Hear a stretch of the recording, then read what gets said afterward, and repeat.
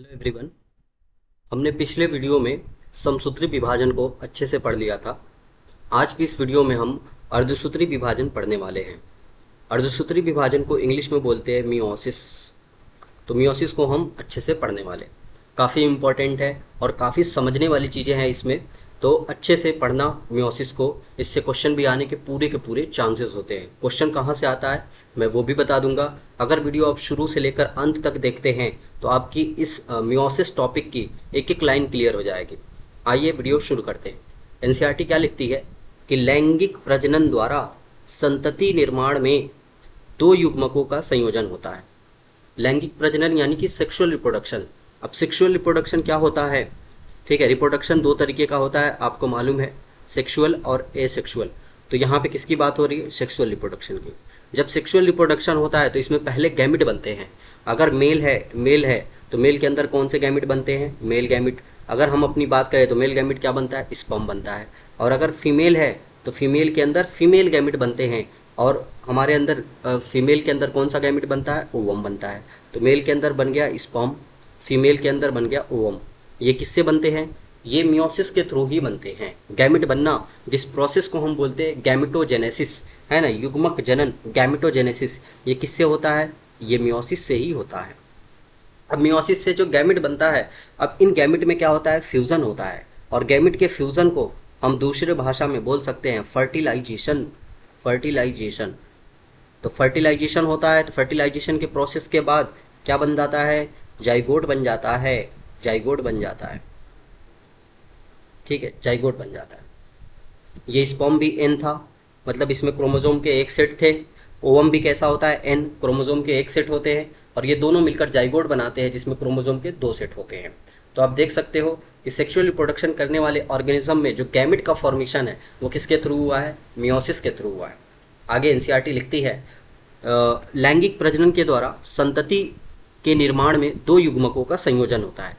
Male gamete और female gamete का संयोजन होता है, फर्टिलाइजेशन होता है, जिसमें अगुणित गुणसूत्रों का एक समूह होता है। दोनों में अगुणित गुणसूत्र होते हैं, हैप्लॉइड क्रोमोसोम होते हैं, जिसको मैंने किससे दिखाया? एन और एन से दिखाया। ठीक है, युग्मक का निर्माण विशिष्ट द्विगुणित कोशिकाओं से होता है। ये जो युग्मक बनते हैं वो द्विगुणित कोशिकाओं से बनते हैं, डिप्लॉयड सेल से बनते हैं। कैसे बनते हैं? देखो, मेल के अंदर जो है, मेल के अंदर जो द्विगुणित कोशिका होती है जिसको हम बोलते हैं स्पर्मेटोसाइट। स्पर्मेटोसाइट, इस स्पर्मेटोसाइट में मियोसिस होता है और इससे क्या बन जाता है? इससे जो है स्पर्म बन जाता है जो हैप्लॉइड होता है। ऐसे ही फीमेल के अंदर जो द्विगुणित कोशिका होती है उसको हम बोलते हैं oocyte। इस oocyte में क्या होता है? मियोसिस डिवीजन होता है जिससे क्या बन जाता है? ओवम बन जाता है। तो मेल हो चाहे फीमेल हो, दोनों में गैमेट किससे थ्रू बनता है? मियोसिस के थ्रू बनता है। ठीक है, और किससे? द्विगुणित कोशिकाओं से बनता है, इन डिप्लॉयड सेल से बनता है। ठीक है, आगे, यह विशिष्ट प्रकार का कोशिका विभाजन है जिसके द्वारा बनने वाली अगुणित संतति कोशिकाओं में गुणसूत्रों की संख्या आधी हो जाती है। आप देख रहे हैं इसमें जो गुणसूत्र बन रहे हैं मियोसिस के थ्रू, जो भी युग्मक बन रहे हैं उसमें गुणसूत्रों का नंबर कैसा हो जा रहा है? आधा हो जा रहा है। इनके पेरेंटल सेल में क्रोमोसोम कितने थे? 2n थे।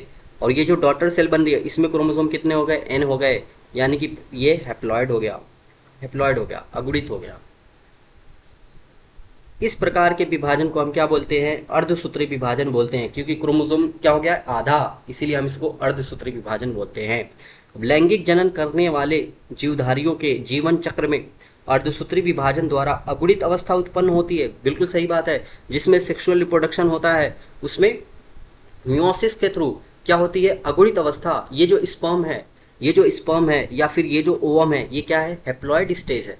तो जो भी ऑर्गेनिज्म सेक्सुअल रिप्रोडक्शन करते हैं उनके लाइफ में एक बार कैसी अगुणित अवस्था आती है? जो स्पर्म और ओवम होते हैं, कैसी अवस्था होती है? अगुणित अवस्था आती है, जिसे निषेचन द्वारा यानी फर्टिलाइजेशन द्वारा द्विगुणित अवस्था में पुनः स्थापित कर दिया जाता है। निषेचन होता है जिससे क्या बन जाता है? जाइगोट। तो द्विगुणित अवस्था फिर से स्थापित कर दी जाती है।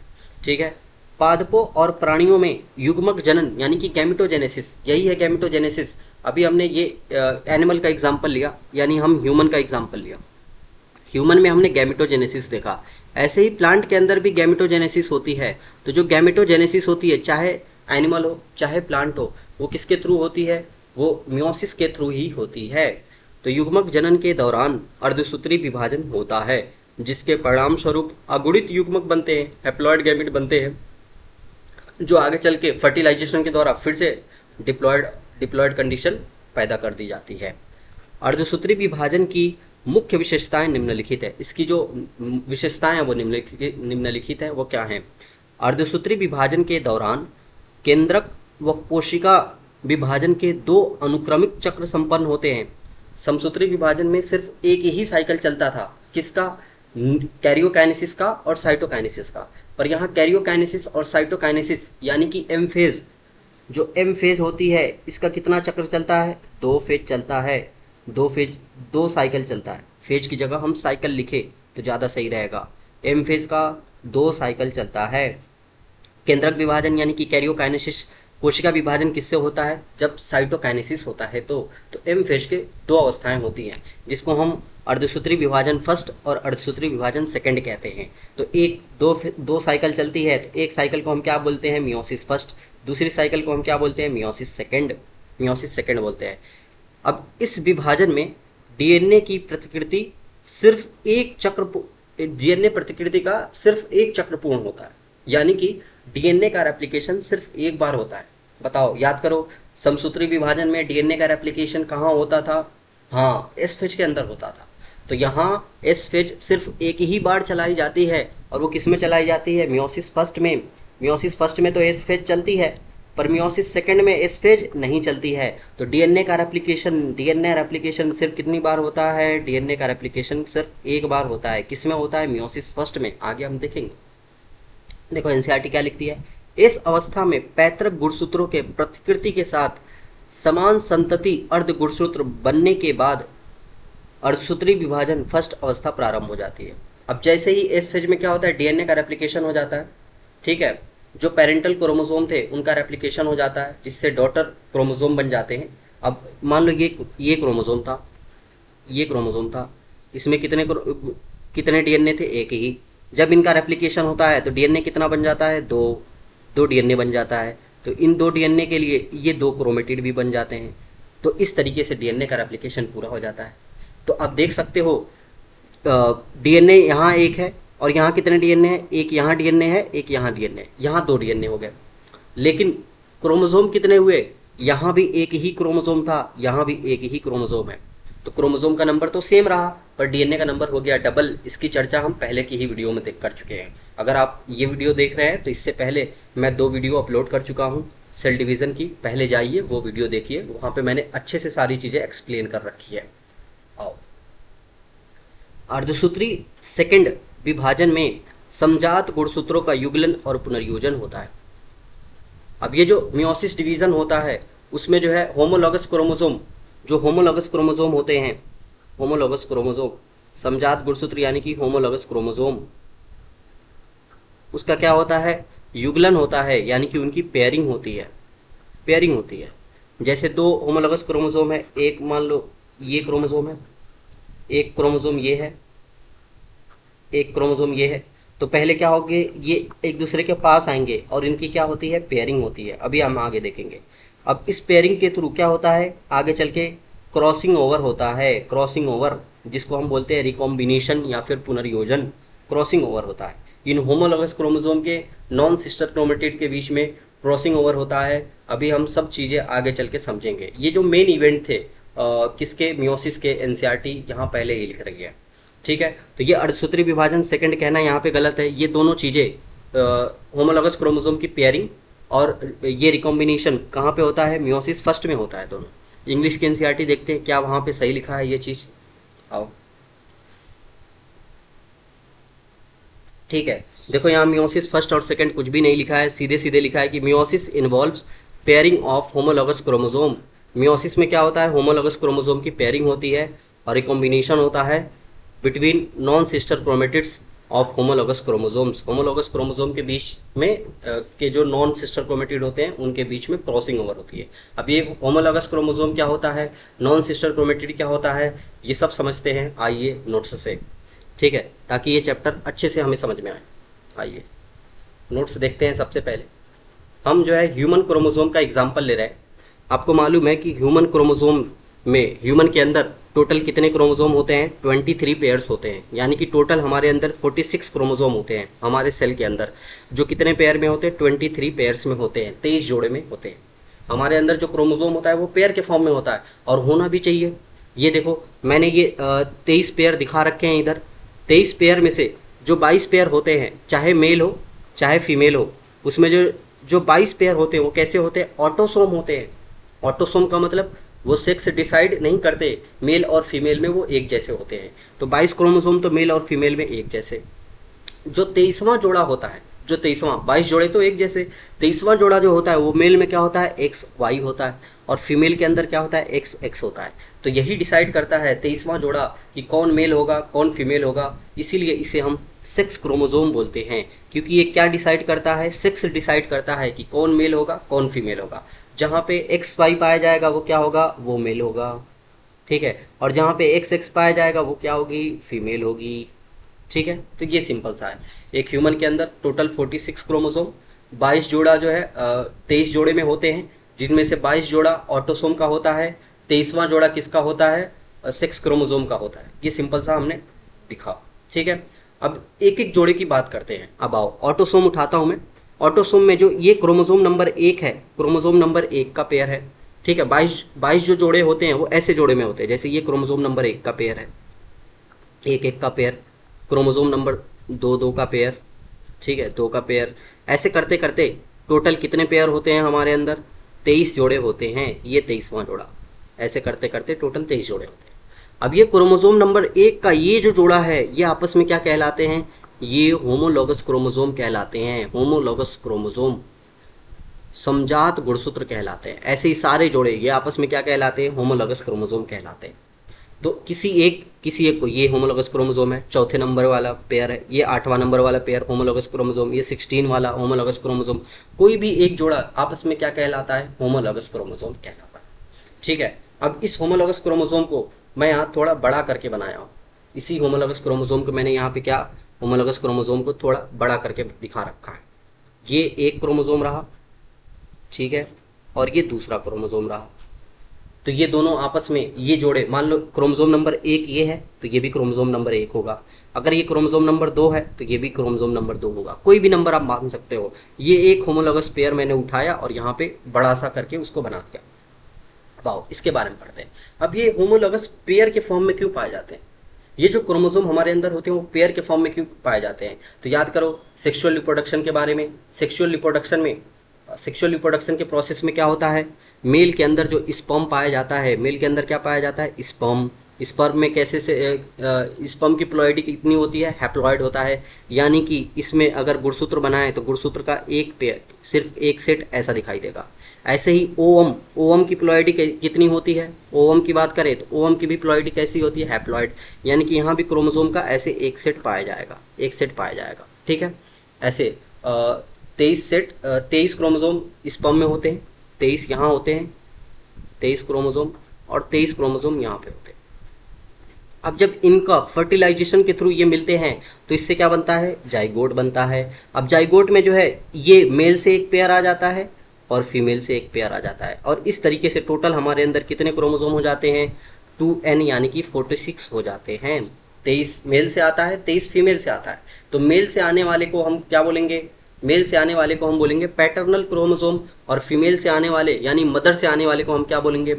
मैटरनल क्रोमोसोम, ठीक है। तो देख लो, मेल की तरफ से आने वाला, सॉरी, एक है मैटरनल क्रोमोसोम और एक है पैटर्नल क्रोमोसोम। तो यानी एक मेल से आया हुआ है एक हिस्सा, एक फीमेल से आया हुआ है। और यही होता है सेक्सुअल रिप्रोडक्शन में।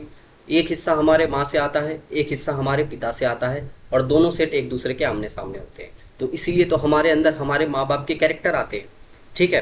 तो इसीलिए हमारे सेल के अंदर क्रोमोसोम के 2 सेट पाए जाते हैं, क्रोमोसोम पेयर में पाया जाता है, ठीक है।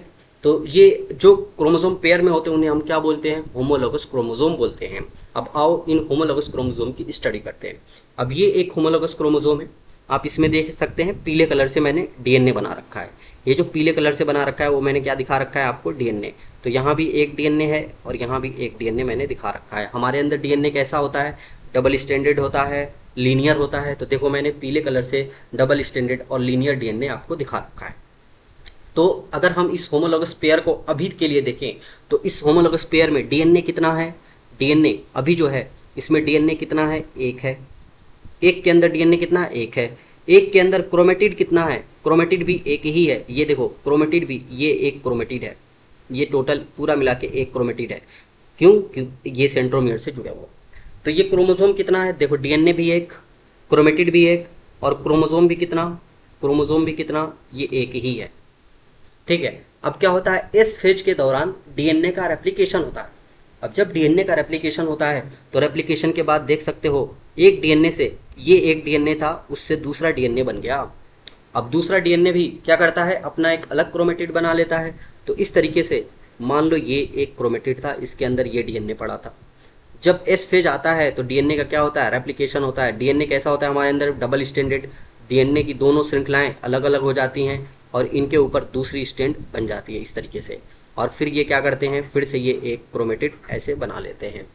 तो अब जो डीएनए है रेप्लिकेशन के बाद, डीएनए के रेप्लिकेशन के बाद अब जो हमें क्रोमोसोम दिखाई दे रहा है, उस क्रोमोसोम में देखो ये जो क्रोमोसोम है इसमें कितना डीएनए है, दो डीएनए है।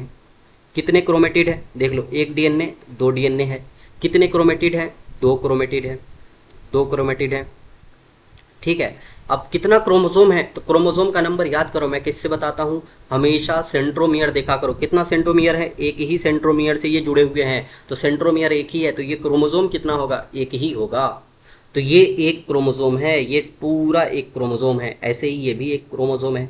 तो ये होमोलॉगस पेयर हो गए, ये होमोलॉगस पेयर हो गए। ठीक है। जिसमें आप देख सकते हो कि डीएनए कितना है, दो, क्रोमेटिड कितना है, दो। ठीक है। तो इस तरीके से आप किसी भी क्रोमोसोम में डीएनए और क्रोमेटिड पहचान सकते हो। अब होमोलॉगस पेयर का कोई एक क्रोमोसोम उठा लो, मैं कोई भी एक क्रोमोसोम उठा रहा हूँ, ये वाला क्रोमोसोम मैंने उठा लिया। अब इस क्रोमोसोम में देखो दो क्रोमेटिड है, एक क्रोमेटिड ये रही, एक क्रोमेटिड ये रही। ये दोनों क्रोमेटिड जो है वो आपस में एक ही क्रोमोसोम के दो क्रोमेटिड आपस में क्या कहलाते हैं, सिस्टर क्रोमेटिड कहलाते हैं, सिस्टर क्रोमेटिड। जैसे मान लो एक लाइन के फॉर्म में बनाऊं इस क्रोमोसोम को, ये एक क्रोमोसोम, एक क्रोमेटिड, ये दूसरा क्रोमेटिड। तो एक ही क्रोमोसोम के ये जो दो क्रोमेटिड होते हैं अलग अलग, ये आपस में क्या कहलाते हैं, सिस्टर क्रोमेटिड कहलाते हैं, सिस्टर क्रोमेटिड। तो मेरे हिसाब से आप सिस्टर क्रोमेटिड समझ चुके होंगे। अब नॉन सिस्टर क्रोमेटिड क्या होता है, तो ये दूसरा पेयर मैं बना रहा हूँ, पेयर का दूसरा हिस्सा बना रहा हूँ। पेयर में क्रोमोसोम होते थे, तो एक बनाया मैंने, फिर दूसरा उसके सामने बनाया। अब इसके भी दोनों क्रोमेटिड आपस में क्या कहलाएंगे, सिस्टर क्रोमेटिड। तो एक ही क्रोमोसोम के दो अलग अलग क्रोमेटिड आपस में क्या कहलाते हैं, सिस्टर क्रोमेटिड। देखो यहाँ पे भी दिखा रखा है, इनके भी क्रोमेटिड आपस में क्या कहलाएंगे, सिस्टर क्रोमेटिड कहलाएंगे। अब ये जो पेयर है, होमोलॉगस पेयर है, इसके जो ये क्रोमेटिड और ये क्रोमेटिड, होमोलॉगस पेयर का ये वाला क्रोमेटिड और ये वाला क्रोमेटिड, ये आपस में क्या कहलाएंगे, नॉन सिस्टर क्रोमेटिड कहलाएंगे, नॉन सिस्टर क्रोमेटिड। यानी एक ही होमोलॉगस पेयर के दो क्रोमोसोम जो है, दो क्रोमोसोम है ना, एक होमोलॉगस पेयर में कितने क्रोमोसोम है, दो। अब बना रहा हूं मैं, देखो ये एक होमोलॉगस क्रोमोसोम है, मान लो ये एक होमोलॉगस क्रोमोसोम है। ठीक है, लाइन से लाइन डायग्राम बना दिया। इनके आपस में, इनके जो क्रोमेटिड है वो आपस में क्या कहलाएंगे, सिस्टर क्रोमेटिड कहलाएंगे, सिस्टर क्रोमेटिड कहलाएंगे। ठीक है। एक ही क्रोमोसोम के दोनों क्रोमेटिड आपस में क्या कहलाएंगे, सिस्टर क्रोमेटिड। लेकिन इन दोनों क्रोमोसोम के जो क्रोमेटिड हैं, ये वाला और ये वाला क्रोमेटिड, ये आपस में क्या कहलाएगा, नॉन सिस्टर क्रोमेटिड कहलाएगा, नॉन सिस्टर क्रोमेटिड। और मियोसिस फर्स्ट में जो पैकाइटिन और स्टेज होती है, वहाँ पे इन्हीं नॉन सिस्टर क्रोमेटिड के बीच में क्रॉसिंग ओवर होती है, जिसको समझना बहुत ज़रूरी है। तो अगर आपको ये sister chromatid, non sister chromatid अच्छे से समझ में आ गया होगा, आगे आपको क्रॉसिंग ओवर समझने में बहुत ज़्यादा आसानी मिलने वाली है, अच्छे से वो सारी चीज़ें समझ में आ जाएगी। तो मैंने एक अच्छे से एक्सप्लेन कर दिया है। अगर समझ में नहीं आया हो अभी तो वीडियो को पीछे करो और एक बार फिर से देख लो, समझ में आ जाएंगी चीज़ें। ठीक है। अब आओ एनसीईआरटी पढ़ना शुरू करते हैं। एनसीईआरटी लिखती है आगे की, अर्धसूत्री सेकंड के अंत में अगुणित कोशिकाएं बनती हैं। ठीक है। देखो सबसे पहले क्या होता है, द्विगुणित कोशिका होती है, इसमें क्या चलता है, मियोसिस फर्स्ट चलता है, जिससे दो अगुणित कोशिकाएं बनती हैं। अब इन दोनों में भी आगे चल के क्या होता है, मियोसिस सेकंड चलता है। अब मियोसिस सेकंड चलेगा तो एक से दो फिर से बन जाती हैं। ठीक है, इस तरीके से जब मियोसिस सेकेंड कंप्लीट होता है तो 4 हैप्लॉइड सेल बनती हैं, 4 हैप्लॉइड सेल बन जाती हैं। तो मियोसिस दो स्टेप में होता है, मियोसिस फर्स्ट और मियोसिस सेकेंड। जब मियोसिस सेकेंड कंप्लीट हो जाता है तो 4 हैप्लॉइड सेल बनती हैं। अब वो कैसे क्या होता है, आओ देखते हैं, नोट्स से थोड़ा सा जल्दी से रिवाइज कर लेते हैं। देखो मियोसिस है ये मैंने पेरेंटल सेल बना रखी है जो कैसी है, डिप्लॉयड है, डिप्लॉयड है, द्विगुणित है। क्रोमोसोम के कितने सेट है इसमें, 2। ठीक है, अगर ह्यूमन का एग्जांपल लें तो ह्यूमन में टोटल 46 क्रोमोसोम होते हैं, और डीएनए को अगर हम बोलें तो डीएनए को हम 2C से दिखा रहे हैं। अब जो है मियोसिस फर्स्ट होगा, मियोसिस फर्स्ट में क्रोमोसोम का नंबर हो जाता है हाफ, क्रोमोसोम हो जाता है हाफ, इसीलिए इसको हम बोलते हैं रिडक्शनल डिवीजन। क्रोमोसोम का नंबर रिड्यूस हो चुका है, कम हो चुका है, इसीलिए हम इसको रिडक्शनल डिवीजन बोलते हैं। तो ये है देखो क्रोमोसोम दोनों जो बने 23 क्रोमोसोम हो चुके हैं। ठीक है, पर डीएनए की मात्रा सेम रहती है। क्यों सेम रहती है, क्योंकि मियोसिस फर्स्ट में एस फेज होता है, एस फेज होता है, जहाँ पे डीएनए कैसा हो जाता है, डीएनए का रेप्लिकेशन होता है। डीएनए रेप्लिकेशन होने से डीएनए का अमाउंट डबल हो जाता है। मान लो यहाँ पे डीएनए था 2C सेल के अंदर, तो इस फेज में आते आते डीएनए 2C से कितना हो जाएगा, 4C हो जाएगा। अब इसी 4C डीएनए को 2 हिस्से में बांट दिया जाता है, तो एक 2C एक सेल में चला जाता है, एक 2C दूसरे सेल में चला जाता है। इसीलिए मियोसिस फर्स्ट में याद रखना, क्रोमोसोम हाफ होते हैं, डीएनए का अमाउंट सेम रहता है, डीएनए की मात्रा सेम रहती है हर एक सेल में। आगे जो मियोसिस सेकेंड होता है वो डीएनए के अमाउंट को आधा करने के लिए होता है। तो मियोसिस सेकेंड में क्रोमोसोम का नंबर सेम रहता है बट डीएनए का अमाउंट हाफ हो जाता है। क्रोमोसोम का बंटवारा कब हुआ, मियोसिस फर्स्ट में। डीएनए का बंटवारा कब होगा, मियोसिस सेकेंड में। तो देख लो मियोसिस सेकेंड जो होता है वहां पे एस फेज नहीं होता, एस फेज नहीं होता, याद रखना। मियोसिस सेकेंड जब होता है तो उससे पहले एस फेज नहीं होता है। अब एस फेज जब नहीं चलेगा तो डीएनए का रेप्लिकेशन नहीं होगा, तो डीएनए 2C से 2C ही रहने वाला है, 2C से 2C ही रहने वाला है। अब इसी 2C डीएनए का बंटवारा हो जाता है तो एक में C चला जाता है, दूसरे में भी C चला जाता है। तो देख लो आगे चल के क्रोमोसोम का नंबर यहाँ 23 था, यहाँ भी बनने वाली जो दूसरी सेल है वहाँ भी 2C 23 ही है, और डीएनए का अमाउंट पहले 2C था, अब कितना हो गया, C हो गया। तो मियोसिस फर्स्ट में क्रोमोसोम आधा होते हैं, मियोसिस सेकेंड में डीएनए आधा होता है। ठीक है, ये बात समझना है। मियोसिस डिवीजन कब होता है, गैमेट फॉर्मेशन के टाइम, यानी कि गैमेटोजेनेसिस में, गैमेटोजेनेसिस के टाइम में। ठीक है, अब आओ मियोसिस के बारे में एक ओवरव्यू देखते हैं। क्या देखते हैं, सबसे पहले एक हमने डिप्लॉयड सेल ली, डिप्लॉयड सेल ली।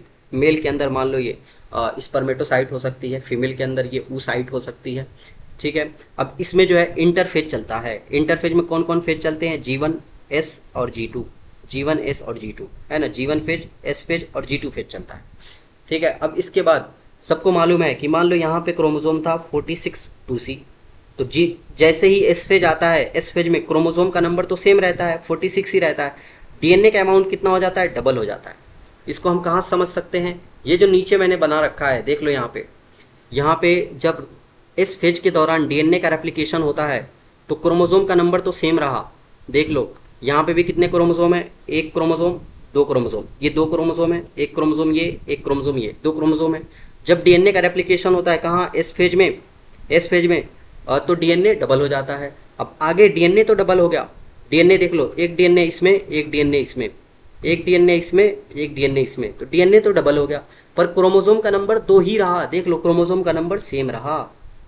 ठीक है, तो यही होता है, डीएनए का अमाउंट तो डबल हो जाता है पर क्रोमोसोम का नंबर सेम रहता है। क्रोमोसोम का नंबर हमेशा सेंट्रोमियर के हिसाब से बताते हैं।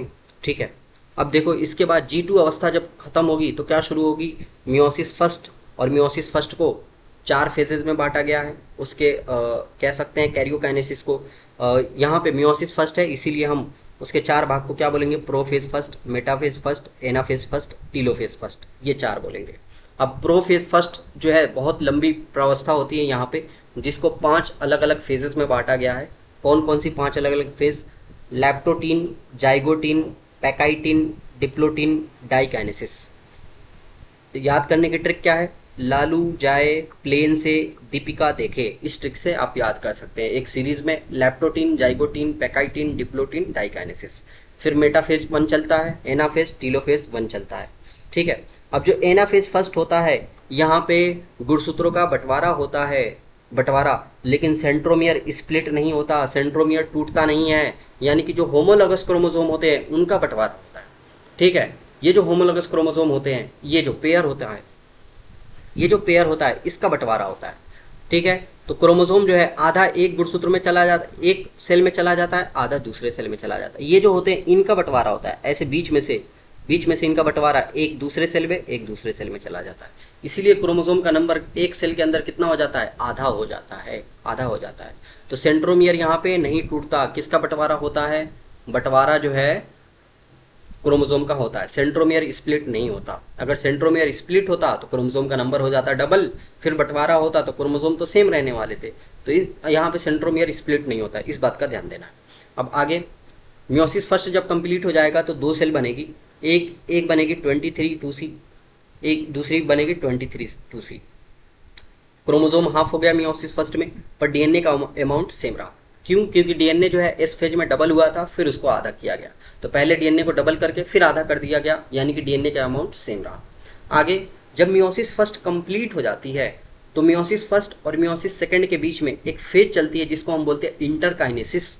ये बहुत बार PYQ आ चुका है, प्रीवियस ईयर क्वेश्चन कई बार आ चुका है ये। ठीक है, इंटरकाइनेसिस। अब ये जो इंटरकाइनेसिस चलती है इसको इंटरफेस क्यों नहीं बोल दिया गया? इसलिए नहीं बोला गया कि इस इंटरकाइनेसिस में G1 तो पहले जैसी चलती है, G2 तो पहले जैसी चलती है, पर एस फेज नहीं चलती। अब बताओ, इंटरफेज में G1 S और G2 तीनों चलती हैं, तो इसीलिए इसको हम इंटरफेज ना बोल के एक अलग फेज का नाम दे दिए जिसका नाम है इंटरकाइनेसिस। तो इंटरकाइनेसिस में एस फेज नहीं चलता, यानी कि किसी एक सेल का अगर इस सेल का एग्जांपल लेके समझूं मैं, तो अगर डीएनए का अमाउंट यहाँ 2C था तो आगे भी कितना ही रहने वाला है, 2C ही रहने वाला है, डीएनए का अमाउंट डबल नहीं होगा। अब फिर से वही, जब G2 कंप्लीट हो जाएगा तो मियोसिस सेकंड शुरू हो जाएगा, जिसमें अलग अलग स्टेप क्या होगी, prophase second, metaphase second, anaphase second. अब एनाफेज सेकंड के अंदर सेंट्रोमियर स्प्लिट होता है। याद करो, जो होमोलॉगस पेयर अलग अलग हुए थे, कौन से पेयर, ये पेयर, इस एक होमोलॉगस पेयर को देखो, ये दो पहले थे, पहले होमोलॉगस पेयर अलग हुआ कब, मियोसिस फर्स्ट में। ये होमोलॉगस पेयर, ये पेयर अलग हो जाता है, ये क्रोमोसोम अलग, ये क्रोमोसोम अलग। तो अब एक क्रोमोसोम को, इसको ध्यान से देखो, एक क्रोमोसोम को अगर मैं इसको बड़ा कर यहाँ बनाऊं साइड में, तो अब जो है जब क्रोमोसोम का बंटवारा होगा तो क्या होगा, यहाँ बीच से सेंट्रोमियर टूटेगा और यही क्रोमोसोम जो है दो हिस्से में बढ़ जाएगा। तो बताओ, यहाँ पे क्रोमोसोम कितना था, एक क्रोमोसोम, यहाँ पे क्रोमोसोम कितना हो गया, दो क्रोमोसोम। यानी कि एनाफेज सेकंड में सेंट्रोमियर स्प्लिट होता है, तब जाके क्रोमोसोम का बंटवारा होता है। तो सेंट्रोमियर जैसे ही स्प्लिट, क्रोमोसोम का नंबर कैसा हो जाएगा, डबल हो जाएगा। यानी कैसे, एक सेल के अंदर अगर 23 क्रोमोसोम थे, 23, तो एनाफेज में कितने हो जाएंगे, एक सेल के अंदर 46 हो जाएंगे। फिर टीलोफेज आएगा, टीलोफेज के बाद साइटोकाइनेसिस हो जाएगा, और 46 क्रोमोसोम जो है आधा एक सेल में चला जाएगा, आधा दूसरे सेल में चला जाएगा। और जो 2C डीएनए का अमाउंट है वो आधा एक सेल में चला जाएगा, आधा दूसरे सेल में चला जाएगा। इस तरीके से टोटल जो है 4 सेल बनती है, एक सेल से टोटल 4 सेल बनती हैं, और सब में डीएनए का अमाउंट भी आधा हो जाता है और क्रोमोसोम का अमाउंट भी आधा हो जाता है। टोटल क्रोमोसोम कितने थे, पेरेंटल सेल में 46, डॉटर सेल में कितने रह गए, 23। पेरेंटल सेल में टोटल डीएनए का अमाउंट कितना था, 2C, डॉटर सेल में कितना रह गया, C। तो इस तरीके से मियोसिस डिवीजन कंप्लीट होता है। अब हमने पूरे मियोसिस डिवीजन में क्या देखा, सेल डिवीजन कितने बार हुआ, 2 बार। तो मियोसिस में सेल डिवीजन कितने बार होता है, 2 बार, मियोसिस फर्स्ट और meiosis second, meiosis first and second 2 बार हुआ। न्यूक्लियर डिवीजन कब हुआ, 2 बार हुआ। केंद्रक का भी बंटवारा कितनी बार हुआ, 2 बार हुआ, मियोसिस फर्स्ट में भी हुआ, मियोसिस सेकंड में भी हुआ। याद करो, ये कैरियोकाइनेसिस ही तो है, prophase first, metaphase first, anaphase, telophase, ये कैरियोकाइनेसिस ही तो है। तो कितनी बार चला ये स्टेप, 2 बार चला। डीएनए का रेप्लिकेशन कितनी बार हुआ, तो एस फेज कितनी बार चली, डीएनए का रेप्लिकेशन किस में होता है, एस फेज में होता है। तो याद करो, एस फेज कितनी बार चली, सिर्फ एक बार चली, तो डीएनए का रेप्लिकेशन सिर्फ एक बार होगा।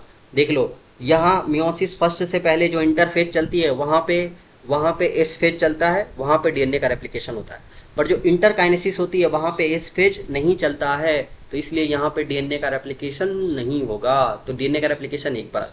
सेंट्रोमियर स्प्लिट कितनी बार हुआ, एक बार हुआ। सेंट्रोमियर स्प्लिट कितने बार हुआ, एक बार।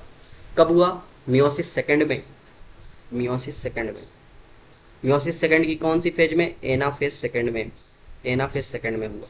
ठीक है, ये याद रखना बस। हम जो है बहुत अच्छे से सारी समझने वाली चीज़ें देख चुके हैं। अब एनसीईआरटी हम अच्छे से रीड कर सकते हैं। आओ एनसीईआरटी रीड करना शुरू करते हैं। सबसे पहले हम अर्धसूत्री विभाजन को निम्न तरीके से आगे एनसीईआरटी लिखती है कि निम्न अवस्थाओं में वर्गीकृत किया जा सकता है। अर्धसूत्री विभाजन फर्स्ट यानी कि मियोसिस फर्स्ट, और अर्धसूत्री विभाजन सेकंड यानी कि मियोसिस सेकंड। ठीक है। मियोसिस फर्स्ट में जो प्रोफेज, मेटाफेज, एनाफेज, टीलोफेज चलती है, उनके आगे हम 1 1 लगाते चले जाते हैं। Prophase 1, metaphase 1, anaphase 1, telophase 1।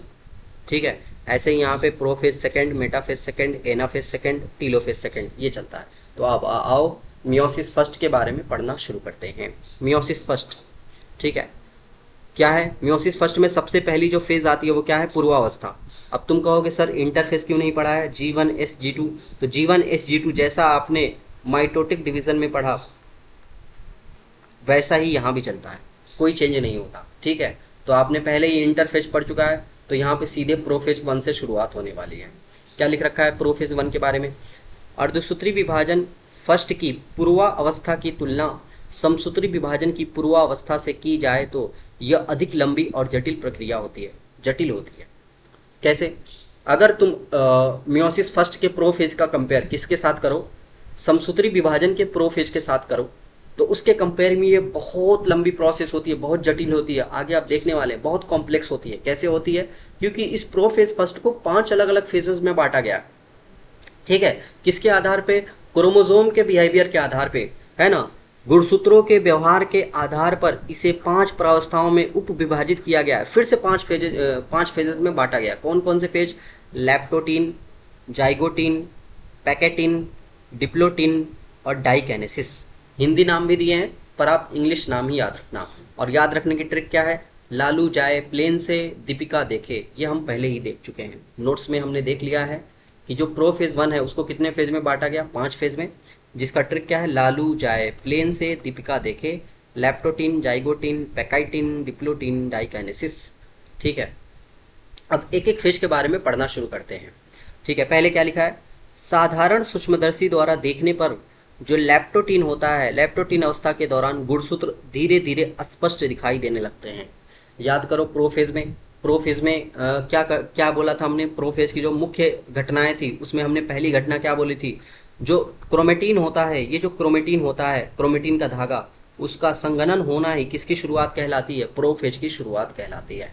यानी क्रोमोसोम बनने की जो शुरुआत होती है उसी को हम क्या बोलते हैं? प्रोफेज बोलते हैं। तो ये जो कंडेंसेशन की प्रक्रिया है वो प्रोफेज की पहले ही फेज यानी कि लैप्टोटीन से ही शुरू हो जाती है। तो लैप्टोटीन में गुणसूत्र धीरे धीरे दिखाई देने लगते हैं, यानी कि गुणसूत्रों का संघनन, कॉम्पेक्शन पूरी तनुपट अवस्था के दौरान जारी रहता है, और जो गुणसूत्रों का कंडेंसेशन है वो पूरी लैप्टोटीन में जारी रहता है। इसके उपरांत पूर्वावस्था फर्स्ट की द्वितीय चरण प्रारंभ होती है, जिसे हम युग्मपट्ट कहते हैं। युग्मपट्ट यानी कि जाइगोटीन बोलते हैं। अब इस जाइगोटीन में क्या होता है? इस अवस्था के दौरान गुणसूत्रों का आपस में युग्मन होता है। युग्मपट्ट में क्या होता है? युग्मन यानी कि पेयरिंग होती है। जो होमोलॉगस क्रोमोसोम होते हैं उनकी क्या होती है? पेयरिंग शुरू हो जाती है, और इस प्रकार की संबद्धता को सूत्र युग्मन कहते हैं। क्या है ये? क्या लिखा हुआ है? आओ नोट्स से देखते हैं। नोट्स से देखेंगे, उसके डायग्राम से देखेंगे तो हमें अच्छे से समझ में आ जाएगा। देखो प्रोफेज 1 की 5 फेज का डायग्राम मैंने यहाँ पे देख रखा है।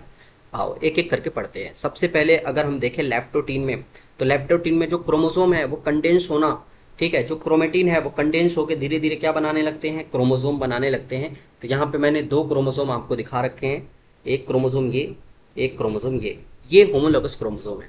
जो इससे पहले हमने ये होमोलॉगस क्रोमोसोम का एक जोड़ा देख रखा था, वही एक जोड़ा सिर्फ बना रखा है हमने, क्योंकि एक जोड़े से ही हम बाकी सारे जोड़ों के बारे में पढ़ सकते हैं, समझ सकते हैं। टोटल कितने जोड़े पाए जाते हैं? 23। ठीक है। ह्यूमन के अंदर टोटल 23 पेयर पाए जाते हैं, जिसमें से एक जोड़ा सिर्फ बना के यहाँ पे दिखाया गया। अब आओ आगे। तो यहाँ पे जो क्रोमोसोम है वो धीरे धीरे संघनित होने लगते हैं, धीरे धीरे संघनित होने लगते हैं। तो ये तो एनसीईआरटी ने सिर्फ यही एक लाइन लिख रखी है लैप्टोटीन के बारे में। एक और लाइन आप ध्यान रख सकते हैं, यहाँ पे क्रोमोसोम का कंडेंसेशन स्टार्ट हो जाता है, एक लाइन ये हो गई। दूसरी लाइन, जो क्रोमोसोम होते हैं ऐसा लगता है कि एक बुके जैसा, बुके यानी कि गुलदस्ते जैसा बनने लगते हैं। यहाँ पे मैंने बना रखा है, एक तरफ ये ऐसे अरेंज हो जाते हैं, ऐसे क्रोमोसोम अरेंज हो जाते हैं। तो ऐसा लगता है कि कोई ऐसे गुलदस्ता बना हुआ है, फूलों का कोई गुलदस्ता। कैसा होता है फूलों का गुलदस्ता? कुछ ऐसा होता है फूलों का गुलदस्ता।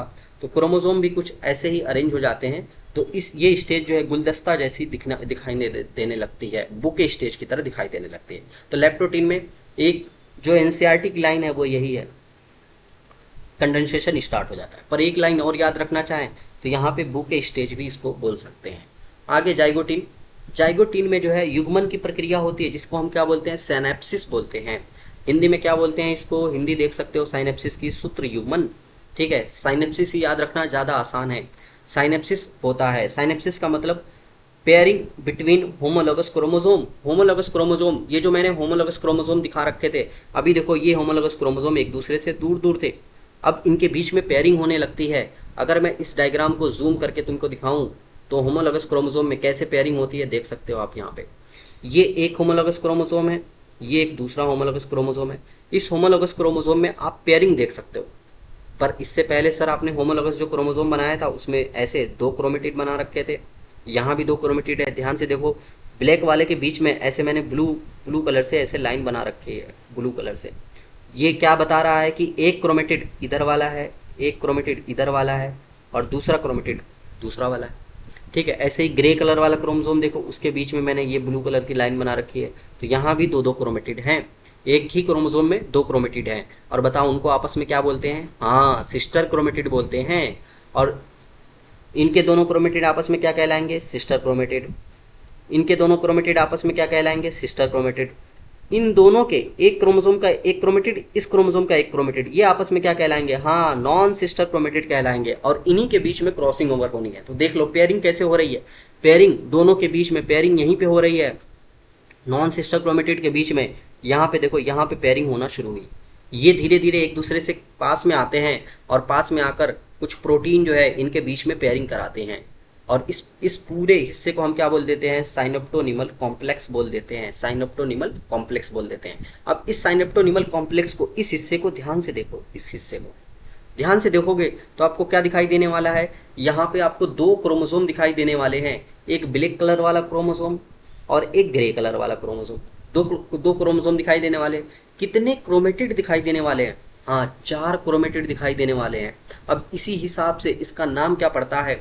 नाम देखो, दो क्रोमोसोम पड़ता है, दो के लिए टर्म यूज करते हैं बाई, तो दो क्रोमोसोम की वजह से इसे हम बाई वैलेंट बोल देते हैं। तो क्या बनना शुरू हो जाता है यहाँ पे? By valent. 4 क्रोमेटिड होते हैं, तो 4 क्रोमेटिड के हिसाब से इसको क्या बोलना शुरू कर देते हैं?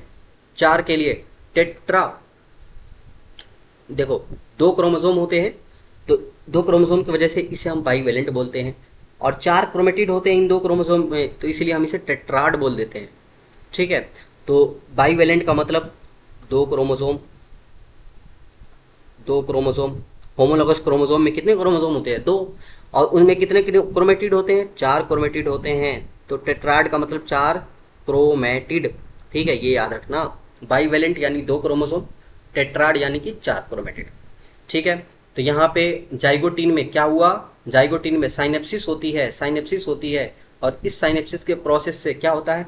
साइनेप्टोनिमल कॉम्प्लेक्स बनता है, जिसमें दो क्रोमोसोम होते हैं जिसे हम क्या बोलते हैं? बाईवेलेंट। टोटल 4 क्रोमेटिड होते हैं जिसे हम क्या बोलते हैं? टेट्राड। लेकिन यहाँ बाईवेलेंट और टेट्राड तो बन जाता है, पर वो क्लियरली दिखाई नहीं देता। अभी बस थोड़ा सा इसी हिस्से में बना है, इसी हिस्से में बाईवेलेंट या टेट्राड बना है, अभी वो क्लियरली दिखाई नहीं देता। ठीक है, क्लियरली कब दिखाई देगा? आगे चल के। तो यहाँ बाईवेलेंट और टेट्राड तो बन गए, पर वो क्लियरली दिखाई नहीं देते हैं। नीचे मैंने बाईवेलेंट और टेट्राड का मतलब लिख रखा है। बाईवेलेंट यानी दो क्रोमोसोम, टेट्राड यानी कि 4 क्रोमेटिड। आओ जाइगोटीन अब पढ़ो, एनसीईआरटी से देखो, सारी चीजें समझ में आएंगी। क्या लिखा है जाइगोटीन में? जाइगोटीन देखो कहाँ से लिखना शुरू कर रही है। पहली लाइन हम पहले ही पढ़ चुके हैं, देखो यहाँ से फिर से जाइगोटीन पढ़ना शुरू करते हैं। एनसीईआरटी क्या लिखती है? इस अवस्था के दौरान गुणसूत्रों का आपस में युग्मन प्रारंभ हो जाता है। ठीक है, पेयरिंग प्रारंभ हो जाती है। इस संबद्धता को हम क्या बोलते हैं? सूत्र युग्मन यानी कि साइनेप्सिस बोलते हैं। तो जो होमोलोगस पेयर था उनके बीच में क्या हो जाती है? पेयरिंग शुरू हो जाती है। ये एक दूसरे के पास में आते हैं और इनके बीच में ऐसे पेयरिंग शुरू हो जाती है, और इसे ही हम क्या बोलने लगता हैं? साइनेप्सिस। साइनेप्सिस, ठीक है, साइनेप्सिस इसे ही बोलते हैं, सूत्र युग्मन बोलते हैं।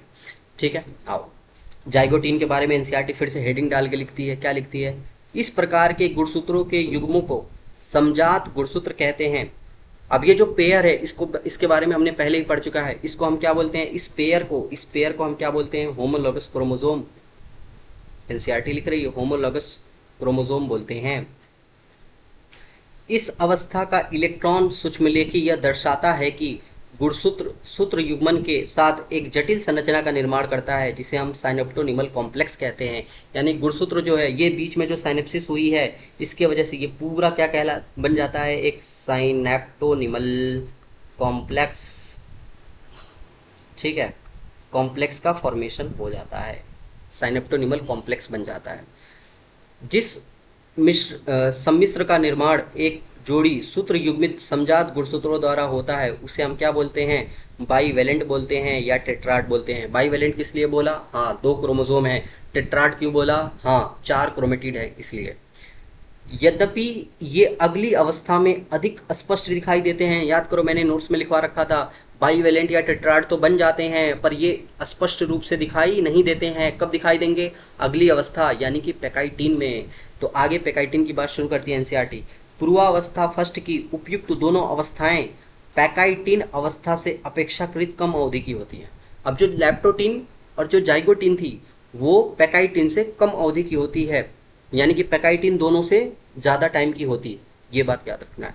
इस अवस्था के दौरान प्रत्येक युगली गुणसूत्र के, युगली यानी कि बाईवेलेंट, इसकी बात पहले ही हो चुकी है। बाईवेलेंट यानी कि यही क्रोमोसोम आप समझ लो, जो आपके सामने ये क्रोमोसोम मैंने बना रखा है, यही क्या है? बाईवेलेंट है। तो हर बाईवेलेंट के 4 अर्ध गुणसूत्र यानी कि 4 क्रोमेटिड, अर्ध गुणसूत्र यानी कि क्रोमेटिड चतुष्क के रूप में अधिक स्पष्ट दिखाई देने लगते हैं। अब जब पैकाइटिन आती है, तो अब पैकाइटिन में डायग्राम देखो, मेरा डायग्राम देखो। पैकाइटिन के दौरान ये जो बाईवेलेंट या टेट्राड बने हैं, वो बहुत ही ज़्यादा क्लियर दिखाई देने लगते हैं। क्यों? क्योंकि ये बहुत अच्छे से बन जाता है। देख लो, अब यहाँ पे आप ध्यान से देख सकते हो। पहले ये क्या अच्छे से दिखाई दे रहे थे? नहीं, बाईवेलेंट टेट्राड बनना तो शुरू हो गए थे, पर स्पष्ट रूप से नहीं दिखाई दे रहे थे।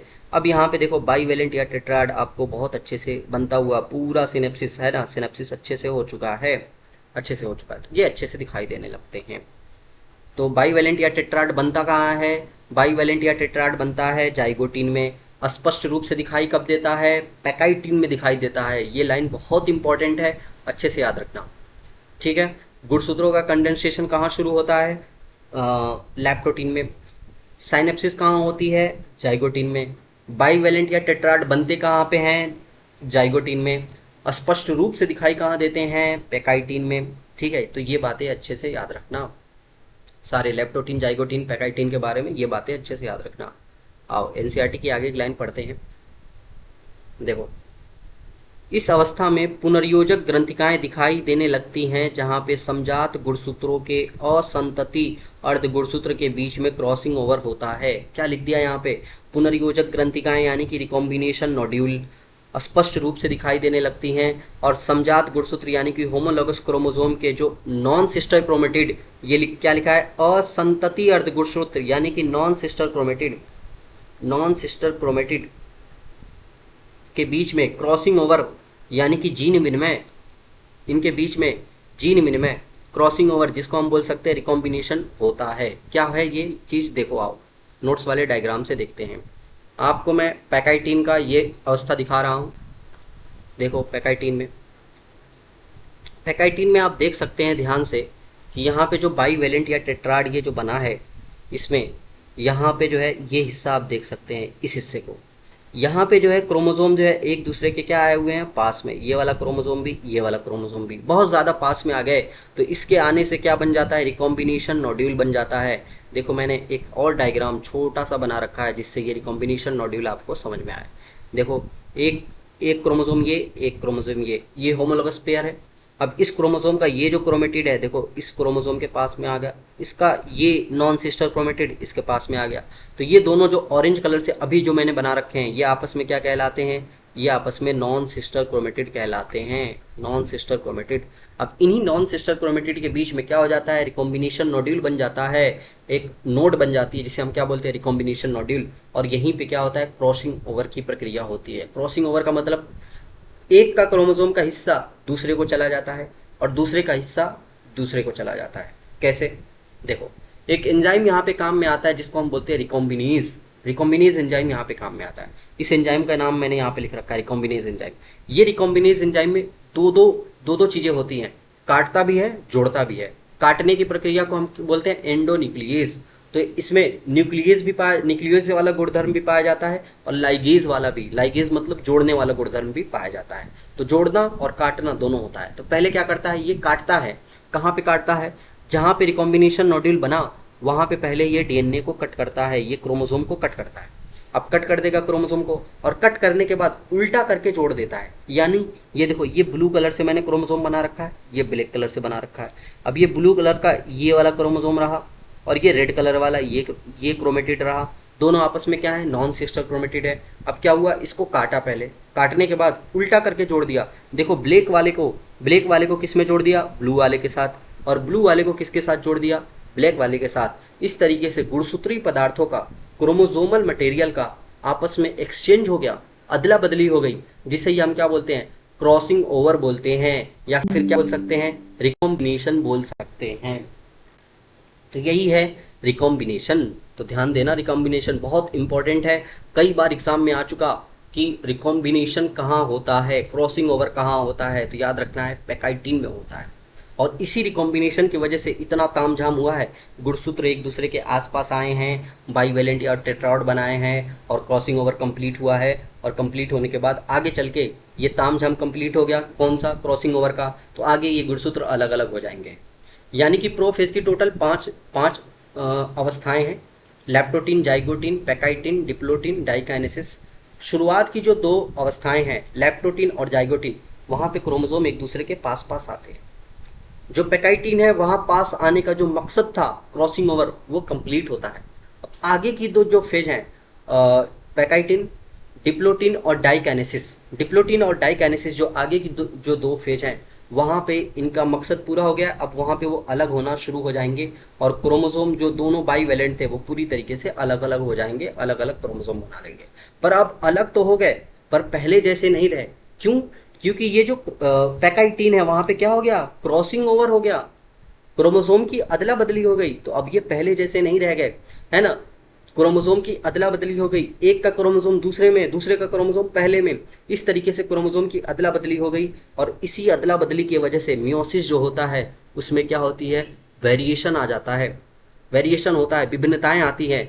अब ये अदला बदली किसी भी होमोलॉगस पेयर में हो सकती है। याद करो, हमारे अंदर टोटल कितने पेयर होते हैं, 23 पेयर होते हैं। तो ये अदला बदली किसी भी पेयर में हो सकती है, कहीं भी हो सकती है।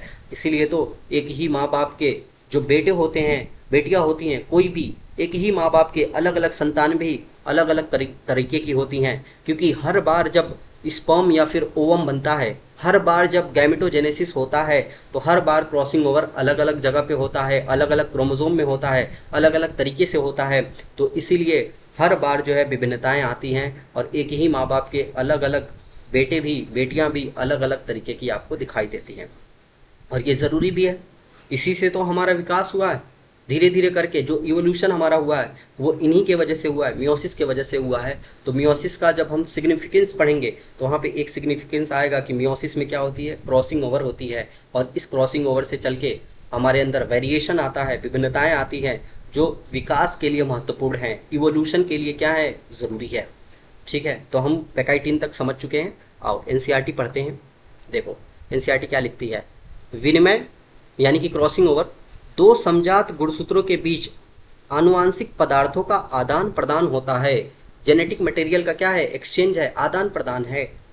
विनिमय एंजाइम द्वारा, विनिमय एंजाइम यानी कि रिकॉम्बिनेज एंजाइम, रिकॉम्बिनेज एंजाइम के द्वारा ये होता है, नियंत्रित प्रक्रिया है। जो एंजाइम इस प्रक्रिया में भाग लेता है उसे हम रिकॉम्बिनेज कहते हैं। यानी विनिमय जो है एंजाइम के द्वारा नियंत्रित होने वाली प्रक्रिया है, और इसमें जो एंजाइम इस प्रक्रिया को नियंत्रित करता है, कंट्रोल करता है, उसको हम क्या बोलते हैं, रिकॉम्बिनेज बोलते हैं। दो गुणसूत्रों में आनुवांशिक पदार्थों का पुनर्योजन जीन विनिमय द्वारा अग्रसर होता है। आनुवांशिक पदार्थों का जो रिकॉम्बिनेशन है वो किससे होता है, उसे हम जीन विनिमय कहते हैं। यही बात लिखिए। समजात गुणसूत्रों के बीच पुनर्योजन स्थूलपट अवस्था के अंत तक पूर्ण हो जाता है। यानी जो रिकॉम्बिनेशन है वो पैकाइटिन के लास्ट तक होते होते पूरी तरीके से कंप्लीट हो जाता है, जिसके परिणाम स्वरूप विनिमय स्थल पर गुणसूत्र जुड़े हुए दिखाई देते हैं, जिससे जो क्रॉसिंग ओवर वाला जो प्लेस था, जहाँ पे क्रॉसिंग ओवर वाली जो साइड थी, वहाँ पे गुणसूत्र आपको क्या हुए थे हैं, जुड़े हुए। यहाँ पे गुणसूत्र आपको जुड़े हुए दिखाई देने देते हैं। अब आगे यहाँ तक था पैकाइटिन। आओ नोट्स से भी जल्दी से पैकाइटिन को रिवाइज कर लेते हैं। क्या होता है यहाँ पे, बाईवैलेंट या टेट्राड क्लियरली दिखाई देने लगते हैं। रिकॉम्बिनेशन नोड्यूल बनता है, जहाँ पे कौन सा एंजाइम काम करता है, रिकॉम्बिनेज एंजाइम काम करता है। रिकॉम्बिनेज एंजाइम में दोनों दोनों चीज़ें होती हैं, एंडोन्यूक्लियेज एक्टिविटी भी होती है और साथ ही साथ कौन सी, लाइगेज एक्टिविटी भी होती है। एंडोन्यूक्लियेज एक्टिविटी से क्या होता है, ये डीएन तोड़ने का काम करता है, ये तोड़ने का काम। और लाइगेज क्या करता है, जोड़ने का काम करता है। लेकिन जोड़ता कैसे है, उल्टा करके जोड़ता है। तो यहाँ पे होमोलॉगस क्रोमोसोम के नॉन सिस्टर क्रोमेटिड के बीच में क्या हुई, क्रॉसिंग ओवर हुआ, जिसको हम बोलते हैं रिकॉम्बिनेशन। तो ये शॉर्ट में मैंने आपको रिवाइज करा दिया। अब आगे बढ़ो, आगे हम डिप्लोटीन के बारे में पढ़ेंगे। पहले एनसीईआरटी देखते हैं क्या लिखती है डिप्लोटीन के बारे में। डिप्लोटीन के प्रारंभ में साइनेप्टोनिमल सम्मिश्र का विघटन हो जाता है, यानी जो साइनेप्टोनिमल कॉम्प्लेक्स बना था उसका क्या हो जाता है, विघटन हो जाता है। और ज़रूरी भी है, जो मकसद था वो कहाँ पूरा हो गया है, पैकाइटिन में पूरा हो गया है। तो आगे क्रोमोसोम को अलग अलग भी तो करना है, उनका बंटवारा भी तो करना है, तो उनको अलग अलग करो। तो साइनेप्टोनिमल कॉम्प्लेक्स का विघटन कब होगा, इस डिप्लोटीन में होगा। आप नोट्स के डायग्राम से इसको देख सकते हैं। आइए देखिए, साइनेप्टोनिमल कॉम्प्लेक्स डिसअपियर कब होता है, इसी डिप्लोटीन में होता है। तो साइनेप्टोनिमल कॉम्प्लेक्स देखो धीरे धीरे, पहले इस पैकाइटिन में देखो, पैकाइटिन में आपको पूरे पूरे जगह पे आपको साइनेप्टोनिमल कॉम्प्लेक्स ये बना हुआ दिखाई दे रहा है, पर यहाँ पे कुछ हिस्से में यहीं पे साइनेप्टोनिमल कॉम्प्लेक्स आपको बना हुआ दिखाई दे रहा है। तो आप देख सकते हो साइनेप्टोनिमल कॉम्प्लेक्स धीरे धीरे करके क्या हो गया है, विघटित हो गया है और बस थोड़ा सा रह गया, थोड़ा सा बचा रह गया। अब जहाँ पे क्रॉसिंग ओवर हुआ था उस हिस्से को देखो, यहाँ जहाँ पे क्रॉसिंग ओवर हुआ था इस हिस्से को अगर देखो ध्यान से, तो बाकी जगह छोड़ के जहाँ पे क्रॉसिंग ओवर हुआ है वहाँ पे क्रोमोसोम अब भी जुड़े हुए हैं। और इनके जुड़ने की वजह से जो यहाँ पे जो है एक्स लाइक स्ट्रक्चर बन रही है, देख सकते हो एक्स लाइक स्ट्रक्चर बन रही है। बगल वाले डायग्राम में मैंने इसको और क्लियर करके दिखाया हुआ है, यहाँ पे देखो एक्स लाइक स्ट्रक्चर बन रही है, एक्स लाइक। और इसी एक्स लाइक स्ट्रक्चर को हम क्या बोलते हैं, कायस्मेटा बोलते हैं। तो कायस्मेटा कब विजिबल होता है, कायस्मेटा कब दिखाई देता है, डिप्लोटीन में दिखाई देता है, डिप्लोटीन में। तो ये था डिप्लोटीन के बारे में। आओ एनसीईआरटी जल्दी से पढ़ते हैं। और युगली के समजात गुणसूत्र विनिमय बिंदु के अतिरिक्त, यानी जहाँ क्रॉसिंग ओवर हुई है उसके अतिरिक्त एक दूसरे से अलग होने लगते हैं। ये हमने पहले ही देख लिया, जहाँ पे क्रॉसिंग ओवर हुई वहाँ को छोड़ के बाकी जगह पे अलग हो गए। अब विनिमय बिंदु जहाँ पे क्रॉसिंग ओवर हुई वहाँ पे एक्स आकार की संरचना बन जाती है, जिसे हम काइजमेटा बोलते हैं। जहाँ पे क्रॉसिंग ओवर हुई थी वहाँ पे क्या बन गया, एक एक्स आकार की संरचना बन गई। ये एक्स आकार की संरचना, इसे हम क्या बोल देते हैं, काइजमेटा। ठीक है। कुछ कशेरुकी प्राणियों में, यानी कि वर्टिब्रेट में, कशेरुकी यानी कि वर्टिब्रेट जिनके अंदर वर्टिब्री ओवलम पाई जाती है, कुछ वर्टिब्रेट्स, वर्टिब्री जिसके अंदर पाई जाती है उसे हम क्या बोलते हैं, वर्टिब्रेट कहते हैं। वर्टिब्री कुछ वर्टिब्री वर्टिब्रेट में अंडकों में, यानी कि oocyte में द्विपट महीनों या वर्षों तक समाप्त होती है। यानी कुछ जो वर्टिब्रेट होते हैं उनके उनके अंदर जब oogenesis होता है, oogenesis में से क्या बनता है, oocyte बनती है। सॉरी, oocyte से क्या बनता है, oogenesis में oocyte से ओवम बनता है। और इस ओवम को हम क्या बोलते हैं, अंडक, अंडक बोलते हैं या अंडा बोलते हैं। ठीक है। तो कुछ जो वर्टिब्रेट होते हैं उनके oocyte में या फिर कह सकते हैं ओवम में, ये जो डिप्लोटीन प्रावस्था होती है वो महीनों या वर्षों तक समाप्त होती है।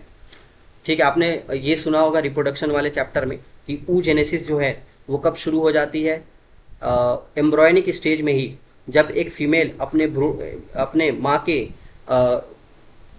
गोद में कह सकते हैं पेट में होती है, तो उसी टाइम से oogenesis शुरू हो जाती है। एम्ब्रॉयनिक स्टेज में ही oogenesis शुरू हो जाती है। अब वो कंप्लीट होते होते कहाँ पे चली आती है, उस प्रोफेज फर्स्ट तक। प्रोफेज फर्स्ट शुरू हो जाता है और प्रोफेज फर्स्ट का जो डिप्लोटीन प्रावस्था होती है वहाँ पे ये क्या हो जाता है, आके रुक जाता है। अब ये कंप्लीट कब होगा, जब प्यूबर्टी होती है तब जाके ये कंप्लीट होता है। तो जब प्यूबर्टी आती है, अब बताओ प्यूबर्टी, फीमेल के अंदर प्यूबर्टी कितने की एज में आती है, मान के चलो 10 से 12 साल के बीच में आती है। ठीक है, 10 से 12 साल के बीच में आती है। तो 10 से 12 साल की एज तक ये डिप्लोटीन रहती है, रुकी हुई रहती है। कब से? एम्ब्रॉयनिक स्टेज से। तो इसीलिए हम लिखते हैं, एनसीईआरटी लिखती है, क्या लिखती है कि कुछ वर्टिब्रेट में ये जो डिप्लोटीन अवस्था है वो कब तक रुक जाती है? महीनों से लेकर वर्षों बाद तक समाप्त होती है। तो आप देख सकते हो हम ह्यूमन के अंदर कितने दिन तक चलती है? करीब 10-12 साल तक ये अवस्था चलती है। आओ अब लास्ट प्रावस्था के बारे में पढ़ते हैं, जो है डाइकाइनेसिस। क्या लिखती है एनसीईआरटी? अर्धसूत्री पूर्वावस्था फर्स्ट की अंतिम अवस्था पारगति क्रम यानी कि डायकाइनेसिस कहलाती है। तो प्रोफेज फर्स्ट की जो लास्ट स्टेज है वो क्या है? डाइकाइनेसिस। इसमें काइजमेटा का उपांति भवन होता है। काइजमेटा कहाँ बना था? डिप्लोटीन में। उपांति भवन यानी काइजमेटा का टूटना, टर्मिनलाइजेशन। उपांति भवन को इंग्लिश में क्या बोलते हैं? टर्मिनलाइजेशन। यानी कि जो काइजमेटा है वो टूटेगा। कैसे टूटेगा? देखो डायग्राम में देखो, ये जो है डिप्लोटीन अवस्था है। डिप्लोटीन में ये जो काइजमेटा बना था डिप्लोटीन में, वो क्या होता है? टूट जाता है। और टूट के जो है क्रोमोसोम देखो बिल्कुल अलग हो चुके हैं। ये क्रोमोसोम एक के ऊपर एक है। अगर आप इनको ऐसे सामने से देखोगे तो आपको ऐसा दिखाई दे रहा, ऐसा लगेगा कि अभी जुड़े हैं। पर ऐसे देखोगे तो आपको क्या दिखाई दे रहे हैं? ये क्रोमोसोम अब अलग हो चुके हैं, दोनों क्रोमोसोम अलग हो चुके हैं। तो क्रोमोसोम को यहाँ पे डायग्राम में ऐसे दिखाया हुआ है, पर अगर आप ऐसे देखोगे तो आपको अलग अलग दिखाई देंगे।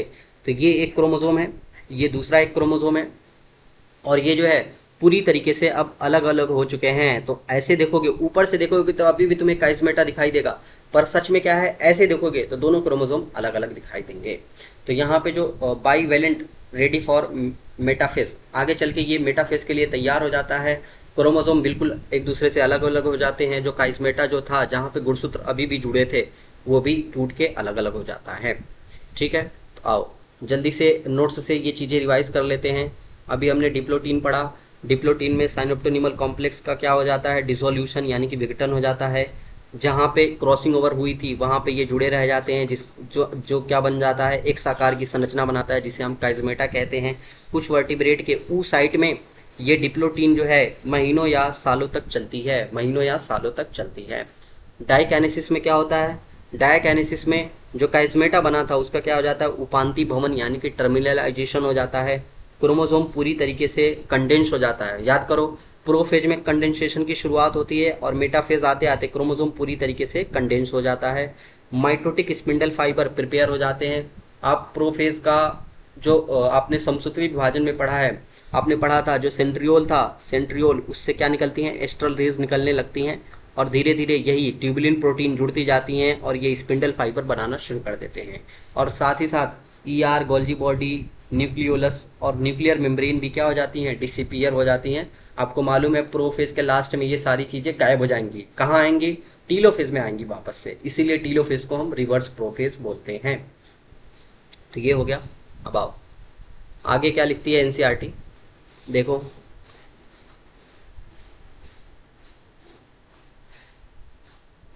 काइजमेटा का अंत होने लगता है। कब काइजमेटा टूटता कब है? डाइकाइनेसिस में। ये लिख पढ़ दिए हम।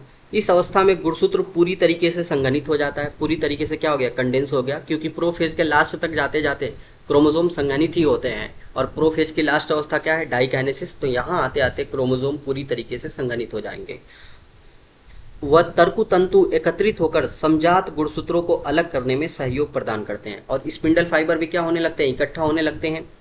अब पारगति क्रम यानी कि डाइकाइनेसिस के अंत तक केंद्रिका अदृश्य हो जाती है, यानी कि न्यूक्लियोलस गायब हो जाती है, और केंद्रक आवरण झिल्ली भी विघटित हो जाती है, न्यूक्लियर मेम्ब्रेन भी टूट जाती है, ईआर गोल्जी बॉडी भी गायब हो जाती है। तो ये चार याद रखना, ईआर, गोल्जी बॉडी, न्यूक्लियोलस और न्यूक्लियर मेम्ब्रेन, ये चारों गायब हो जाते हैं प्रोफेज के लास्ट तक। अब पारगति क्रम यानी कि डाइकाइनेसिस मध्यावस्था की ओर पारगमन को निरूपित करती है, यानी ये ट्रांजिशन टू मेटाफेज को, कभी सवाल आ जाए कि ट्रांजिशन टू मेटाफेज कौन कौन बताता है, तो ये डाइकाइनेसिस बताती है ना। डाइकाइनेसिस किसको बताती है? ट्रांजिशन टू मेटाफेज को निरूपित करती है। ट्रांजिशन टू मेटाफेज को बताती है, मतलब इसके बाद अब मेटाफेज आने वाला है। तो आओ, प्रोफेज फर्स्ट खत्म हो चुका है, हमने अच्छे से प्रोफेज फर्स्ट को समझ लिया, और इन्हीं से क्वेश्चन आने के ज़्यादा चांस होते हैं। अगर मियोसिस से आपका क्वेश्चन आता है और एक क्वेश्चन फिक्स है, ये प्रोफेज की जो 5 अवस्थाएं आपने पढ़ी हैं उससे एक क्वेश्चन फिक्स है, ठीक है, तो इस प्रोफेज की पांचों अवस्थाओं के जो मेन इवेंट थे उसको आप अच्छे से याद रखना। इससे एक क्वेश्चन तो आने के पूरे चांसेस हैं। अब आओ हम मेटाफेज की तरफ बढ़ते हैं। मेटाफेज मेटाफेज फर्स्ट की तरफ बढ़ते हैं। मेटाफेज फर्स्ट में एनसीईआरटी क्या लिखती है कि युगली गुणसूत्र यानी कि बाईवैलेंट क्रोमोसोम मध्य रेखा पट्टिका पर व्यवस्थित हो जाते हैं। जो मेटाफेज प्लेट होती है उस पर क्या हो जाते हैं, इकट्ठा हो जाते हैं। कैसे देख सकते हो डायग्राम में, ये प्रोफेज फर्स्ट था, प्रोफेज फर्स्ट था। यहाँ पे हम आप ये बाईवैलेंट देख सकते हो, ये बाईवैलेंट देख सकते हो। ठीक है, ये दोनों क्या है, बाईवैलेंट यानी कि युगली गुणसूत्र, या फिर कह सकते हो होमोलोगस पेयर। अब ये होमोलोगस पेयर देखो, मेटाफेज प्लेट, ये बीच में क्या है, मेटाफेज प्लेट है और वहाँ पे इकट्ठा हो गए। तो यहाँ की मेटाफेज को पहचानना बहुत आसान है, मेटाफेज फर्स्ट को पहचानना बहुत आसान है। आपको जो है होमोलोगस पेयर दिखाई देगा, मेटाफेज प्लेट के ऊपर पेयर दिखाई देने वाला है। इससे पहले सिर्फ एक लेयर दिखाई दे रही थी आपको, यहाँ पे दो लेयर दिखाई देगी क्रोमोसोम की, क्योंकि मेटाफेज वन में जो होमोलोगस पेयर है वो इकट्ठा हुआ है यहाँ पे। तो ये होमोलोगस पेयर एक दूसरे के सामने इकट्ठा हो जाते हैं। और ये किससे, स्पिंडल फाइबर से किससे जुड़ जाते हैं, अपोजिट पोल की तरफ सेंट्रियोल से जुड़ जाते हैं, सेंट्रियोल से जुड़ जाते हैं। तो ये मेटाफेज वन की बात हो गई। ठीक है, आगे देख लो, एनसीईआरटी का डायग्राम भी देख लो। एनसीईआरटी का डायग्राम ये रहा, ऊपर चला गया, हाँ ये है प्रोफेज फर्स्ट, जहाँ पे आपको ये बाईवैलेंट दिखाई दे रहे हैं। अब मेटाफेज आने पे क्या होगा, बाईवैलेंट ये मेटाफेज प्लेट पे इकट्ठा हो गया है। अब इसका जो मियोसिस होगा, मियोसिस में आपको ये भी देख सकते हैं, यहाँ पे ये लाइन, इसके बाद गुणसूत्र अलग देख सकते हैं। एक लाइन देख सकते हैं सारे क्रोमोसोम में, एक लाइन देख सकते हैं। ये लाइन किसको बताता है, क्रॉसिंग ओवर को बताता है। क्रॉसिंग ओवर जो हुई है, जिससे गुणसूत्री पदार्थों का आदान प्रदान हुआ है, उसको ये लाइन दिखाती है। ठीक है, तो ये ध्यान देखना, मेटाफेज वन कौन है, मेटाफेज टू कौन है, सीधे सीधे डायग्राम भी एग्जाम में आ सकते हैं। तो ये आपने देखा। आगे, विपरीत ध्रुवों के तर्कु तंतु की सूक्ष्म नलिकाएं, यानी कि जो अपोजिट पोल के जो स्पिंडल फाइबर थे, उनकी जो माइक्रोट्यूब्यूल थी, वो होमोलोगस क्रोमोसोम के जोड़े के काइनेटोकोर से चिपक जाती हैं। अब बताओ किससे चिपकेंगी, काइनेटोकोर से। तो ये अलग पोल है, ये अलग पोल है। तो ये हो गए अपोजिट पोल यानी कि विपरीत पोल। ठीक है, इनके जो ये हो गया सेंट्रोसोम, इसका सेंट्रोसोम ये हो गया। तो इससे निकले ये जो स्पिंडल फाइबर जो निकले, वो किससे जाके जुड़ गए, ये होमोलोगस क्रोमोसोम के ऊपर जो काइनेटोकोर था उससे चिपकता है। कभी भी याद रखना, स्पिंडल फाइबर किससे जाके जुड़ता है, सेंट्रोमियर से नहीं जुड़ता, काइनेटोकोर से जाके चिपकता है, काइनेटोकोर से। पिछली क्लास में मैंने बहुत जोर देके ये बात बताई थी तुम्हें। अब आगे, एनाफेज फर्स्ट, इसमें समजात गुणसूत्र पृथक हो जाते हैं, होमोलोगस क्रोमोसोम पृथक हो जाते हैं, जबकि संतति अर्ध गुणसूत्र गुणसूत्र बिंदु से जुड़े रहते हैं। संतति अर्ध गुणसूत्र यानी कि गुणसूत्र का एक जोड़ा, संतति अर्ध गुणसूत्र को कह सकते हैं सिस्टर क्रोमेटिड, सिस्टर क्रोमेटिड भी बोल सकते हैं। अब आओ इंग्लिश के एनसीईआरटी में दिखा देता हूँ आपको। ठीक है, इंग्लिश के एनसीईआरटी में दिखा देता हूँ, क्यों टेंशन ले रहे हो। देखो क्या लिखा हुआ है, एनाफेज फर्स्ट, हाँ, होमोलोगस क्रोमोसोम सेपरेट हो जाते हैं, अलग अलग हो जाते हैं, while sister chromatids remain associated with their centromere. यानी कि जो होमोलोगस पेयर थे, ये होमोलोगस पेयर, ये होमोलोगस पेयर है, ये अलग अलग हो जाते हैं। देख लो, एक ब्लू इस तरफ, एक ब्लू दूसरे तरफ, एक रेड एक पोल की तरफ, एक रेड दूसरे पोल की तरफ। तो ये होमोलोगस पेयर अलग अलग हो गए, पर इनके जो सिस्टर क्रोमेटिड थे वो आपस में जुड़े ही रहे, आपस में क्या रहे, जुड़े हुए रहे। देख लो, अब दो गुणसूत्र देख सकते हो इस डायग्राम को, अगर आप ध्यान से देखो तो आप इसमें दो गुणसूत्र देख सकते हो। तो एनाफेज में ये अलग हो गए, सॉरी दो गुणसूत्र नहीं, दो क्रोमेटिड, ये सिस्टर क्रोमेटिड देख सकते हो। ठीक है, तो ये आपस में जुड़े ही रहते हैं, सिस्टर क्रोमेटिड आपस में जुड़े ही रहते हैं। अब आते हैं टीलोफेज फर्स्ट पे। टीलोफेज कैसी होती है, रिवर्स प्रोफेज, यानी प्रोफेज में जो चीज़ें गायब हुई हैं वो यहाँ पे वापस से चली आएंगी। ठीक है, आओ देखो, इस अवस्था में केंद्रक आवरण यानी कि न्यूक्लियर मेम्ब्रेन और केंद्रिक यानी कि न्यूक्लियोलस पुनः स्पष्ट होने लगते हैं, फिर से दिखाई देने लगते हैं। कोशिका द्रव्य विभाजन शुरू हो जाता है, साइटोकाइनेसिस शुरू हो जाता है, और कोशिका की इस अवस्था को कोशिका द्विक कहते हैं। तो क्या है, चित्र 10.3 देखो फिर से, क्या है देखो, टीलोफेज में क्या हुआ, यहाँ से जो साइटोप्लाज्म है उसका बंटवारा हो गया, साइटोकाइनेसिस हो गई, और साइटोकाइनेसिस होने की वजह से दो हिस्से में सेल बट गई, और इसको हम क्या बोलते हैं, डायाड बोलते हैं। डायाड यानी कि दो सेल, दो सेल, यहाँ पे डायड बन गई। ठीक है, तो याद रखना डायड बन गई, यहाँ पे दो सेल बन गई। आओ आगे। यद्यपि बहुत से मामले में गुणसूत्रों का कुछ छितराव हो जाता है, जबकि अंतरावस्था केंद्रक में पूर्णतः फैली अवस्था में नहीं मिलते हैं। यानी कि आपको पता है टीलोफेज में समसूत्री विभाजन याद करो, मैंने वहां पे क्या बताया था, टीलोफेज में गुणसूत्र अपनी पहचान खो देते हैं। यानी कि जब समसूत्री विभाजन पढ़ रहे थे तो उसमें गुणसूत्र फिर से विसंगनित होकर क्या बना लेते हैं, क्रोमेटीन बना लेते हैं। लेकिन यहाँ पे क्या होता है, गुणसूत्र अपनी पूरी तरीके से डीकंडेंस नहीं होते हैं, पूरी तरीके से कह सकते हो डीकंडेंस नहीं रहते हैं। क्यों नहीं होते हैं, कुछ हद तक डीकंडेंस हो जाते हैं लेकिन पूरी तरीके से नहीं होते। क्यों, क्योंकि आगे अभी फिर से सेल डिवीजन करना है, आगे चल के फिर से सेल डिवीजन एक और करना है, वो मियोसिस सेकेंड करना है फिर से चल के। अब मियोसिस सेकेंड करना होगा तो उसमें फिर से प्रोफेज आएगी, तो फिर से क्रोमोसोम को संघनित करना पड़ेगा, कंडेंस करना पड़ेगा। तो इतना डीकंडेंस क्यों करें जब फिर से हमें कंडेंस करने की जरूरत है। तो इसीलिए गुणसूत्रों को पूरी तरीके से विसंगनित यानी कि डीकंडेंस नहीं किया जाता, क्योंकि आगे चल के फिर से इनको संघनित करना है, कंडेंस करना है। इसीलिए दो अर्धसूत्री विभाजन के बीच की अवस्था को हम क्या बोलते हैं, इंटरकाइनेसिस बोलते हैं। यानी कि एक मियोसिस फर्स्ट है, दूसरा मियोसिस सेकेंड है, इसके बीच की जो स्टेज है उसको हम क्या बोलते हैं, इंटरकाइनेसिस। पहले ही मैं बता चुका हूँ इंटरकाइनेसिस, याद करो। इंटरकाइनेसिस में क्या क्या चलता है, G1 चलता है, G2 चलता है, पर S नहीं चलता है, यानी कि डीएनए का रेप्लिकेशन नहीं होता है, यही बात लिखेगी। यह सामान्यतः कम समय अवधि के लिए होता है, क्योंकि एस फेज तो होता ही नहीं है, इसमें डीएनए का द्विगुणन नहीं होता है, एस फेज चलता ही नहीं है। इसके बाद पूर्वावस्था सेकेंड आती है, जो पूर्वावस्था फर्स्ट से काफ़ी सरल है। यानी अब इसके बाद इंटरकाइनेसिस के बाद सीधे क्या शुरू हो जाता है, मियोसिस सेकेंड शुरू हो जाता है, जिसका पहला फेज क्या है, प्रोफेज सेकेंड। तो प्रोफेज सेकेंड जो है प्रोफेज फर्स्ट से काफ़ी सिंपल है। अब प्रोफेज सेकेंड को हम 5 अलग अलग फेजेस में नहीं बांटेंगे, लेप्टोटीन, जाइगोटीन, पैकाइटिन, नहीं, ये तो बिल्कुल सिंपल है। आप इतना समझ सकते हैं कि जो प्रोफेज, जो मियोसिस सेकेंड है, वो कुछ और नहीं, वो माइटोटिस डिवीजन ही है, माइटोटिक डिवीजन ही है, बिल्कुल वैसा ही है, समसूत्री विभाजन जैसा ही है। देखना आगे खुद सब समझ में आएगा।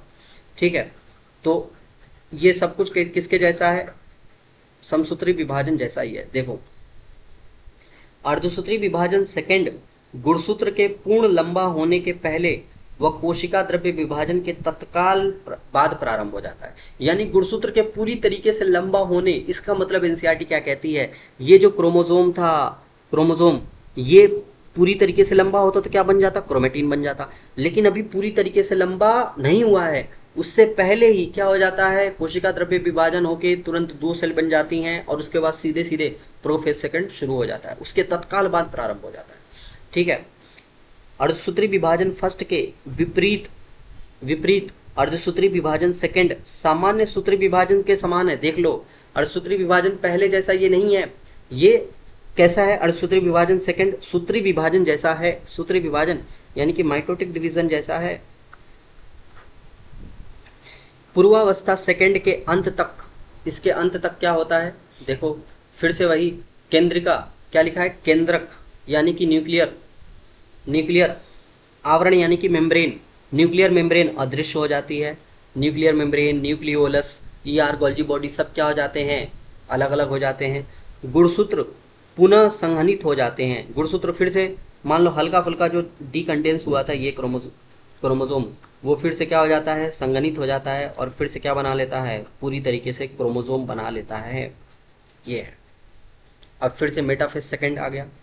मेटाफेज सेकंड, इस अवस्था में गुणसूत्र मध्यांश पर पंक्तिबद्ध हो जाते हैं। अब कौन से गुणसूत्र होंगे, वही जिनके साथ सिस्टर क्रोमेटिड जुड़ी हुई थी, तो गुणसूत्र ये वाला होगा यहाँ पे, जिनमें सिस्टर क्रोमेटिड होती है, यानी होमोलॉगस पेयर का एक हिस्सा।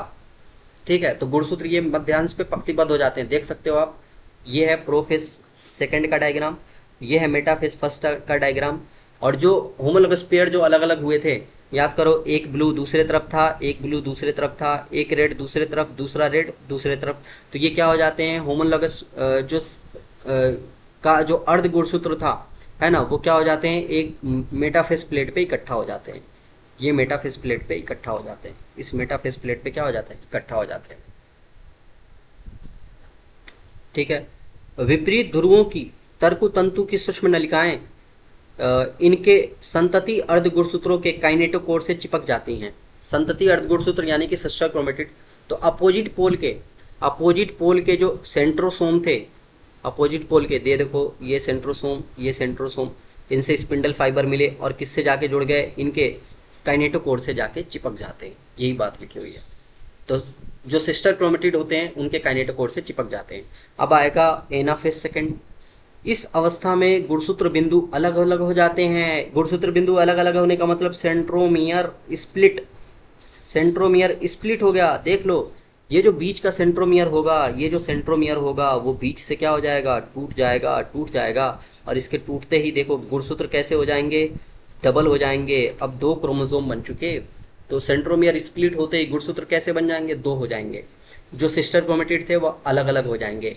और इससे जो है जुड़े संतति अर्ध गुणसूत्र यानी कि सिस्टर क्रोमेटिड काइनेटोकोर से जुड़ी हुई सूक्ष्म नलिकाओं के छोटा होने से कोशिका के विपरीत ध्रुवों की तरफ चले जाते हैं। यानी जो काइनेटोकोर से जो स्पिंडल फाइबर जुड़े थे, काइनेटोकोर से ये जो स्पिंडल फाइबर जुड़े थे ये छोटे होने लगते हैं। और छोटे होने से ये कहाँ जाने लगते हैं, अपोजिट पोल की तरफ जाने लगते हैं। ये देख लो, ये पोल है, ये दूसरा पोल है, और ये अपोजिट पोल की तरफ जाने लगते हैं। किसकी वजह से, ये जो स्पिंडल फाइबर इतने लंबे लंबे थे, धीरे धीरे ये छोटे होने लगते हैं और ये अपोजिट पोल की तरफ जाने लगते हैं। अब बताओ, ये जो सेंट्रोमियर है यहीं पे काइनेटोकोर है, इसी से स्पिंडल फाइबर जुड़े हैं। तो जब ये खींचेगा तो सेंट्रोमियर आगे की तरफ खींचता है, तो सेंट्रोमियर पोल की तरफ होता है और गुणसूत्र की जो भुजाएं होती हैं वो सेंटर की तरफ होती हैं। तो आप देख सकते हो फिर से सेंट्रोमियर पोल की तरफ है, सेंट्रोमियर पोल की तरफ है जो इनका पोल की तरफ जाने का नेतृत्व करता है। और जो गुणसूत्र की भुजाएं हैं वो कहाँ हैं, पीछे की तरफ हैं, पीछे की तरफ। ये बात ध्यान देना। एनाफेज सेकंड के बाद अब आती है टीलोफेज सेकंड, अंत्यावस्था सेकंड जिसको हम बोलते हैं। यह अवस्था अर्ध अर्धसूत्री विभाजन की अंतिम अवस्था है, यानी मियोसिस की लास्ट स्टेज है, जिसमें गुणसूत्र के 2 समूह पुनः केंद्रक आवरण द्वारा घिर जाते हैं। यानी कि इस अवस्था में जो है गुणसूत्र फिर से किससे घिर जाते हैं, केंद्रक आवरण से। इसके चारों तरफ न्यूक्लियर मेम्ब्रेन बन जाती है, इनके चारों तरफ न्यूक्लियर मेम्ब्रेन बन जाती है, इसके चारों तरफ न्यूक्लियर मेम्ब्रेन, इसके भी चारों तरफ न्यूक्लियर मेम्ब्रेन बन जाती है। यानी कि गुणसूत्र जो है न्यूक्लियर मेम्ब्रेन से घिर जाते हैं। आपको मालूम है जो टीलोफेज होती है वो क्या होती है, टीलोफेज के बारे में एक ही लाइन याद रखो, रिवर्स प्रोफेज, रिवर्स प्रोफेज। तो प्रोफेज जैसी थी उसकी उल्टी होती है। तो वहाँ पे केंद्रक आवरण गायब हुए थे, यहाँ फिर से बन जाते हैं। तो केंद्रिका द्रव्य विभाजन, कोशिका द्रव्य विभाजन के उपरांत 4 अगुणित कोशिकाओं का कोशिका चतुष्क बन जाता है। 4 हैप्लॉइड सेल का क्या बन जाता है, टेट्राड बन जाता है। आप देख सकते हो कोशिका विभाजन जब कंप्लीट हो जाएगा तो क्या बन जाएगा, इस तरीके से एक सेल से ये 1 2 3 4 टोटल 4 सेल बन गई। इस 4 सेल को हम क्या बोलते हैं, टेट्राड बोलते हैं, टेट्राड, टेट्राड बन जाता है। तो फॉर्मेशन ऑफ टेट्राड कब होता है, टीलोफेज सेकंड में। फॉर्मेशन ऑफ डायाड, डायाड कब बनता है, वही डायाड देखो कब बनता है, टीलोफेज फर्स्ट में। टीलोफेज फर्स्ट के बाद जो डायाड बन जाता है, ये डायाड बन गया। डायाड यानी कि 2 सेल, 2 सेल, टेट्राड यानी कि 4 सेल। ठीक है, ये बात याद रखना। आगे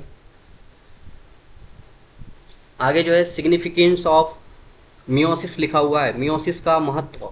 तो हिंदी की एनसीईआरटी जो है सीधे सीधे सिग्निफिकेंस लिखना शुरू कर दी है, पर इंग्लिश के एनसीईआरटी में आप हेडिंग भी देख सकते हैं, सिग्निफिकेंस ऑफ मियोसिस, यानी कि अर्धसूत्री विभाजन का महत्व।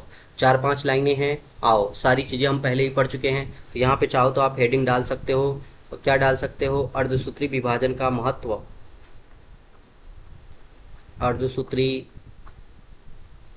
विभाजन का महत्व।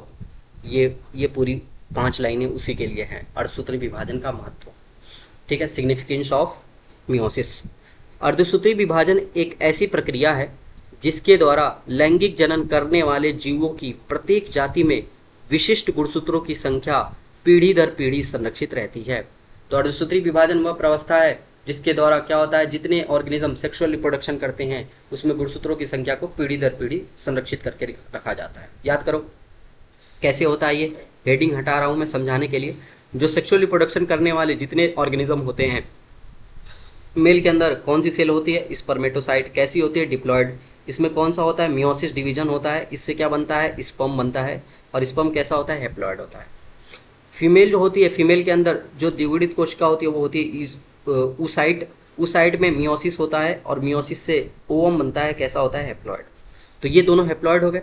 अब बताओ, अगर गैमिट गैमिट अगर मियोसिस से नहीं बनता तो आगे चल के अगर मान लो मियोसिस से नहीं बन के माइटोटिक डिवीजन से बनता, समसूत्री विभाजन से बनता, तो स्पर्म भी 2n बनता, ओवम भी 2n बनता। याद करो, उसमें क्रोमोसोम का नंबर सेम रहता था। और जब इनका फर्टिलाइजेशन होता तो जो नई सेल बनती, जो नया जाइगोट बनता, वो कैसा हो जाता? 4n हो जाता।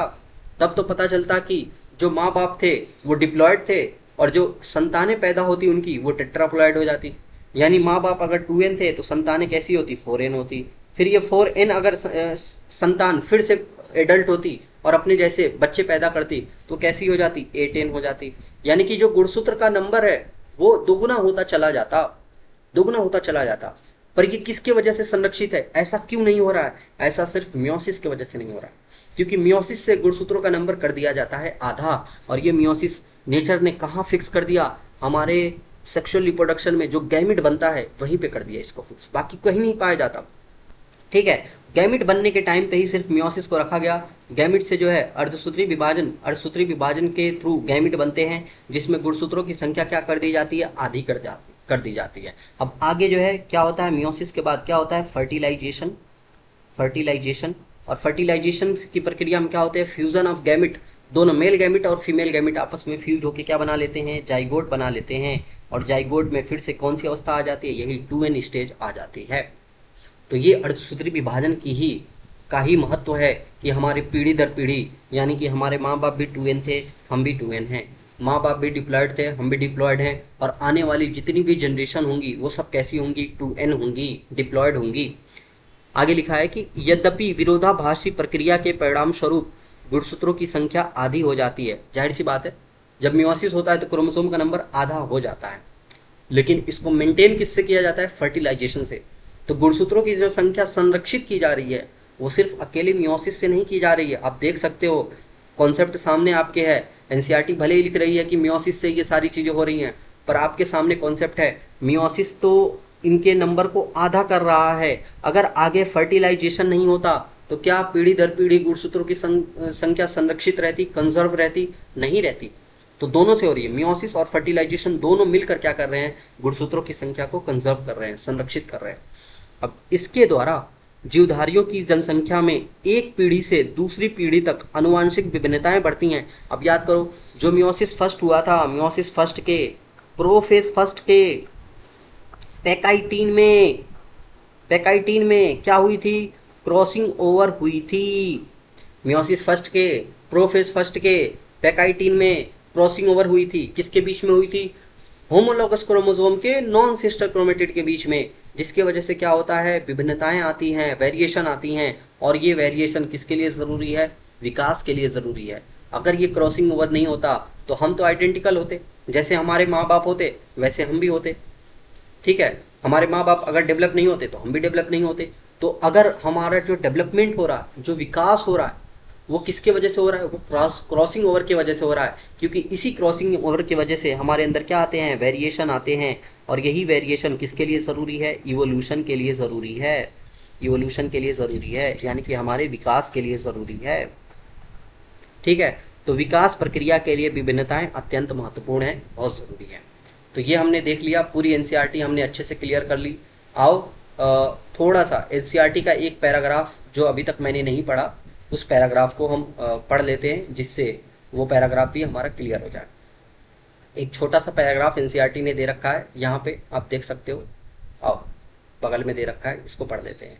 लिख रखी है एनसीईआरटी की, पादप और प्राणी अपने जीवन काल कैसे वृद्धि करते हैं। ठीक है, तो पादप और प्राणी कैसे वृद्धि करते हैं? पादप का जो ग्रोथ होता है वो अनलिमिटेड होता है, एनिमल का जो ग्रोथ होता है वो लिमिटेड होता है, एक फिक्स एज तक होता है। क्या पादप में सभी कोशिकाएं जीवन भर विभाजित होती रहती हैं? नहीं, पादप में दो तरीके की कोशिकाएं होती हैं, meristematic cell, permanent cell. Meristematic cell जीवन भर विभाजित होती रहती हैं, हमेशा विभाजित होती रहती है। परमानेंट सेल जो है अपनी विभाजन की क्षमता को खो देती है।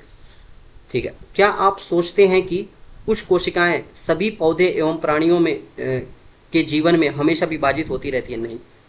आगे, क्या आप उच्च कोटि के पादपों में उस ऊतक का नाम व स्थान बता सकते हैं जिसकी कोशिकाएं जीवन भर विभाजित होती रहती हैं? हाँ। वो कौन सी कोशिका है? एनसीईआरटी खुद लिखती है, शीर्षस्थ कोशिका। यानी कि कोई भी पादप है, कोई भी, ये पादप है, मैंने बना दिया, इसके जो टर्मिनल पे यहाँ शीर्षस्थ कोशिका जो पाई जाती है, शीर्षस्थ कोशिका जो पाई जाती है, जिसको हम क्या बोलते हैं? Apical cell. एपिकल सेल ये कैसी होती है? मेरिस्टेमेटिक होती हैं, विभजोतकी होती हैं, और ये जीवन भर क्या करती रहती हैं? विभाजित करती रहती हैं। शीर्षस्थ कोशिका में पाए जाने वाली कोशिका जीवन भर विभाजित होती रहती हैं। इसे हम क्या बोलते हैं? विभजोतक ऊतक, मेरिस्टेमेटिक टिश्यू बोलते हैं। क्या प्राणियों में भी ऐसा कोई विभजोतक मिलता है? नहीं मिलता, प्राणियों में ऐसा कोई विभजोतक नहीं मिलता। ठीक है। आगे एनसीईआरटी एक सवाल है, एनसीईआरटी में एक सवाल दे रखा है, लिख रखा है कि आप प्याज की जड़ की शीर्ष पर पाए जाने वाली कोशिका में सूत्री विभाजन का अध्ययन कर चुके हैं। यानी कि माइटोटिक डिवीजन की एनसीईआरटी बात कर रही है एक प्याज के ऊपर, और प्याज की प्रत्येक कोशिका में 16 गुणसूत्र होते हैं। हमारे अंदर जैसे 46 क्रोमोसोम होते हैं एक सेल के अंदर, प्याज में टोटल कितने क्रोमोसोम होते हैं? 16 क्रोमोसोम होते हैं। तो एनसीईआरटी लिख रही है, क्या आप बता सकते हैं कि जीवन में एस में एम प्रावस्था के बाद कोशिका में कितने गुणसूत्र होंगे? यदि कोशिका में एम प्रावस्था के बाद डीएनए की मात्रा 2C है, तो G1 S और G2 प्रावस्था के बाद इसकी मात्रा कितनी होगी? ये भी हमें बताना है। यानी कि हमें प्याज की एक सेल है, प्याज की सेल कैसी होती है? डिप्लॉयड सेल होती है, और इस डिप्लॉयड सेल में टोटल कितने क्रोमोसोम है? 16 क्रोमोसोम है। तो हमें अलग अलग सेल साइकिल की जो अलग अलग फेजेस हैं उसमें हमें क्रोमोसोम का नंबर भी बताना है, और साथ ही साथ डीएनए की भी, डीएनए अमाउंट भी बताना है, दोनों बताना है। तो ये सवाल मैंने नोट्स में दे रखा है, और नोट्स से इस सवाल को कर लेते हैं। हर एक फेज में मैंने डीएनए और क्रोमोसोम की मात्रा आपको बता रखी है, दिखा रखी है। तो ये सवाल जो है, जहाँ पे मियोसिस हमने ख़त्म किया है वहीं पे ये सवाल आप देख सकते हैं। प्याज के जड़ की शीर्ष पर पाए जाने वाली कोशिका का विभाजन का अध्ययन हम कर चुके हैं, जिसकी कोशिका कैसी होती है? डिप्लॉयड होती है। टोटल इसमें 46 क्रोमोसोम होते हैं। तो हमें जीवन में एस में एम में सारे प्रावस्थाओं में गुणसूत्रों और डीएनए की मात्रा को बतानी है। ठीक है, कितने गुणसूत्र होंगे, कितने डीएनए की मात्रा होगी, यह हमें बताना है। तो आओ देखते हैं। सबसे पहले हम शुरुआत कहाँ से करते हैं? इंटरफेज। इंटरफेज में पहला फेज क्या होता है? जीवन। जीवन में कितने क्रोमोसोम है? 16। गुणसूत्र कितने, डीएनए कितने हैं उसमें? मान लो 2C। क्वेश्चन में दे रखा है गुणसूत्र की, डीएनए की मात्रा क्या है? 2C है।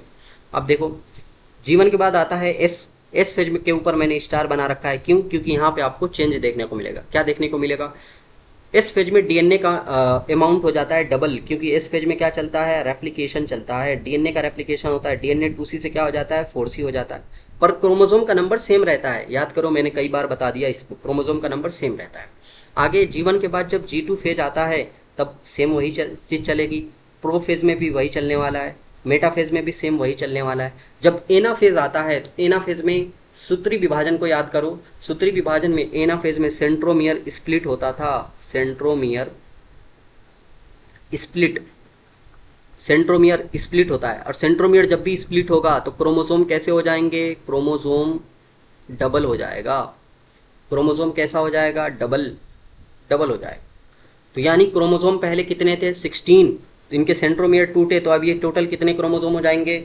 32 क्रोमोसोम हो जाएंगे। और डीएनए का अमाउंट तो वही रहने वाला है।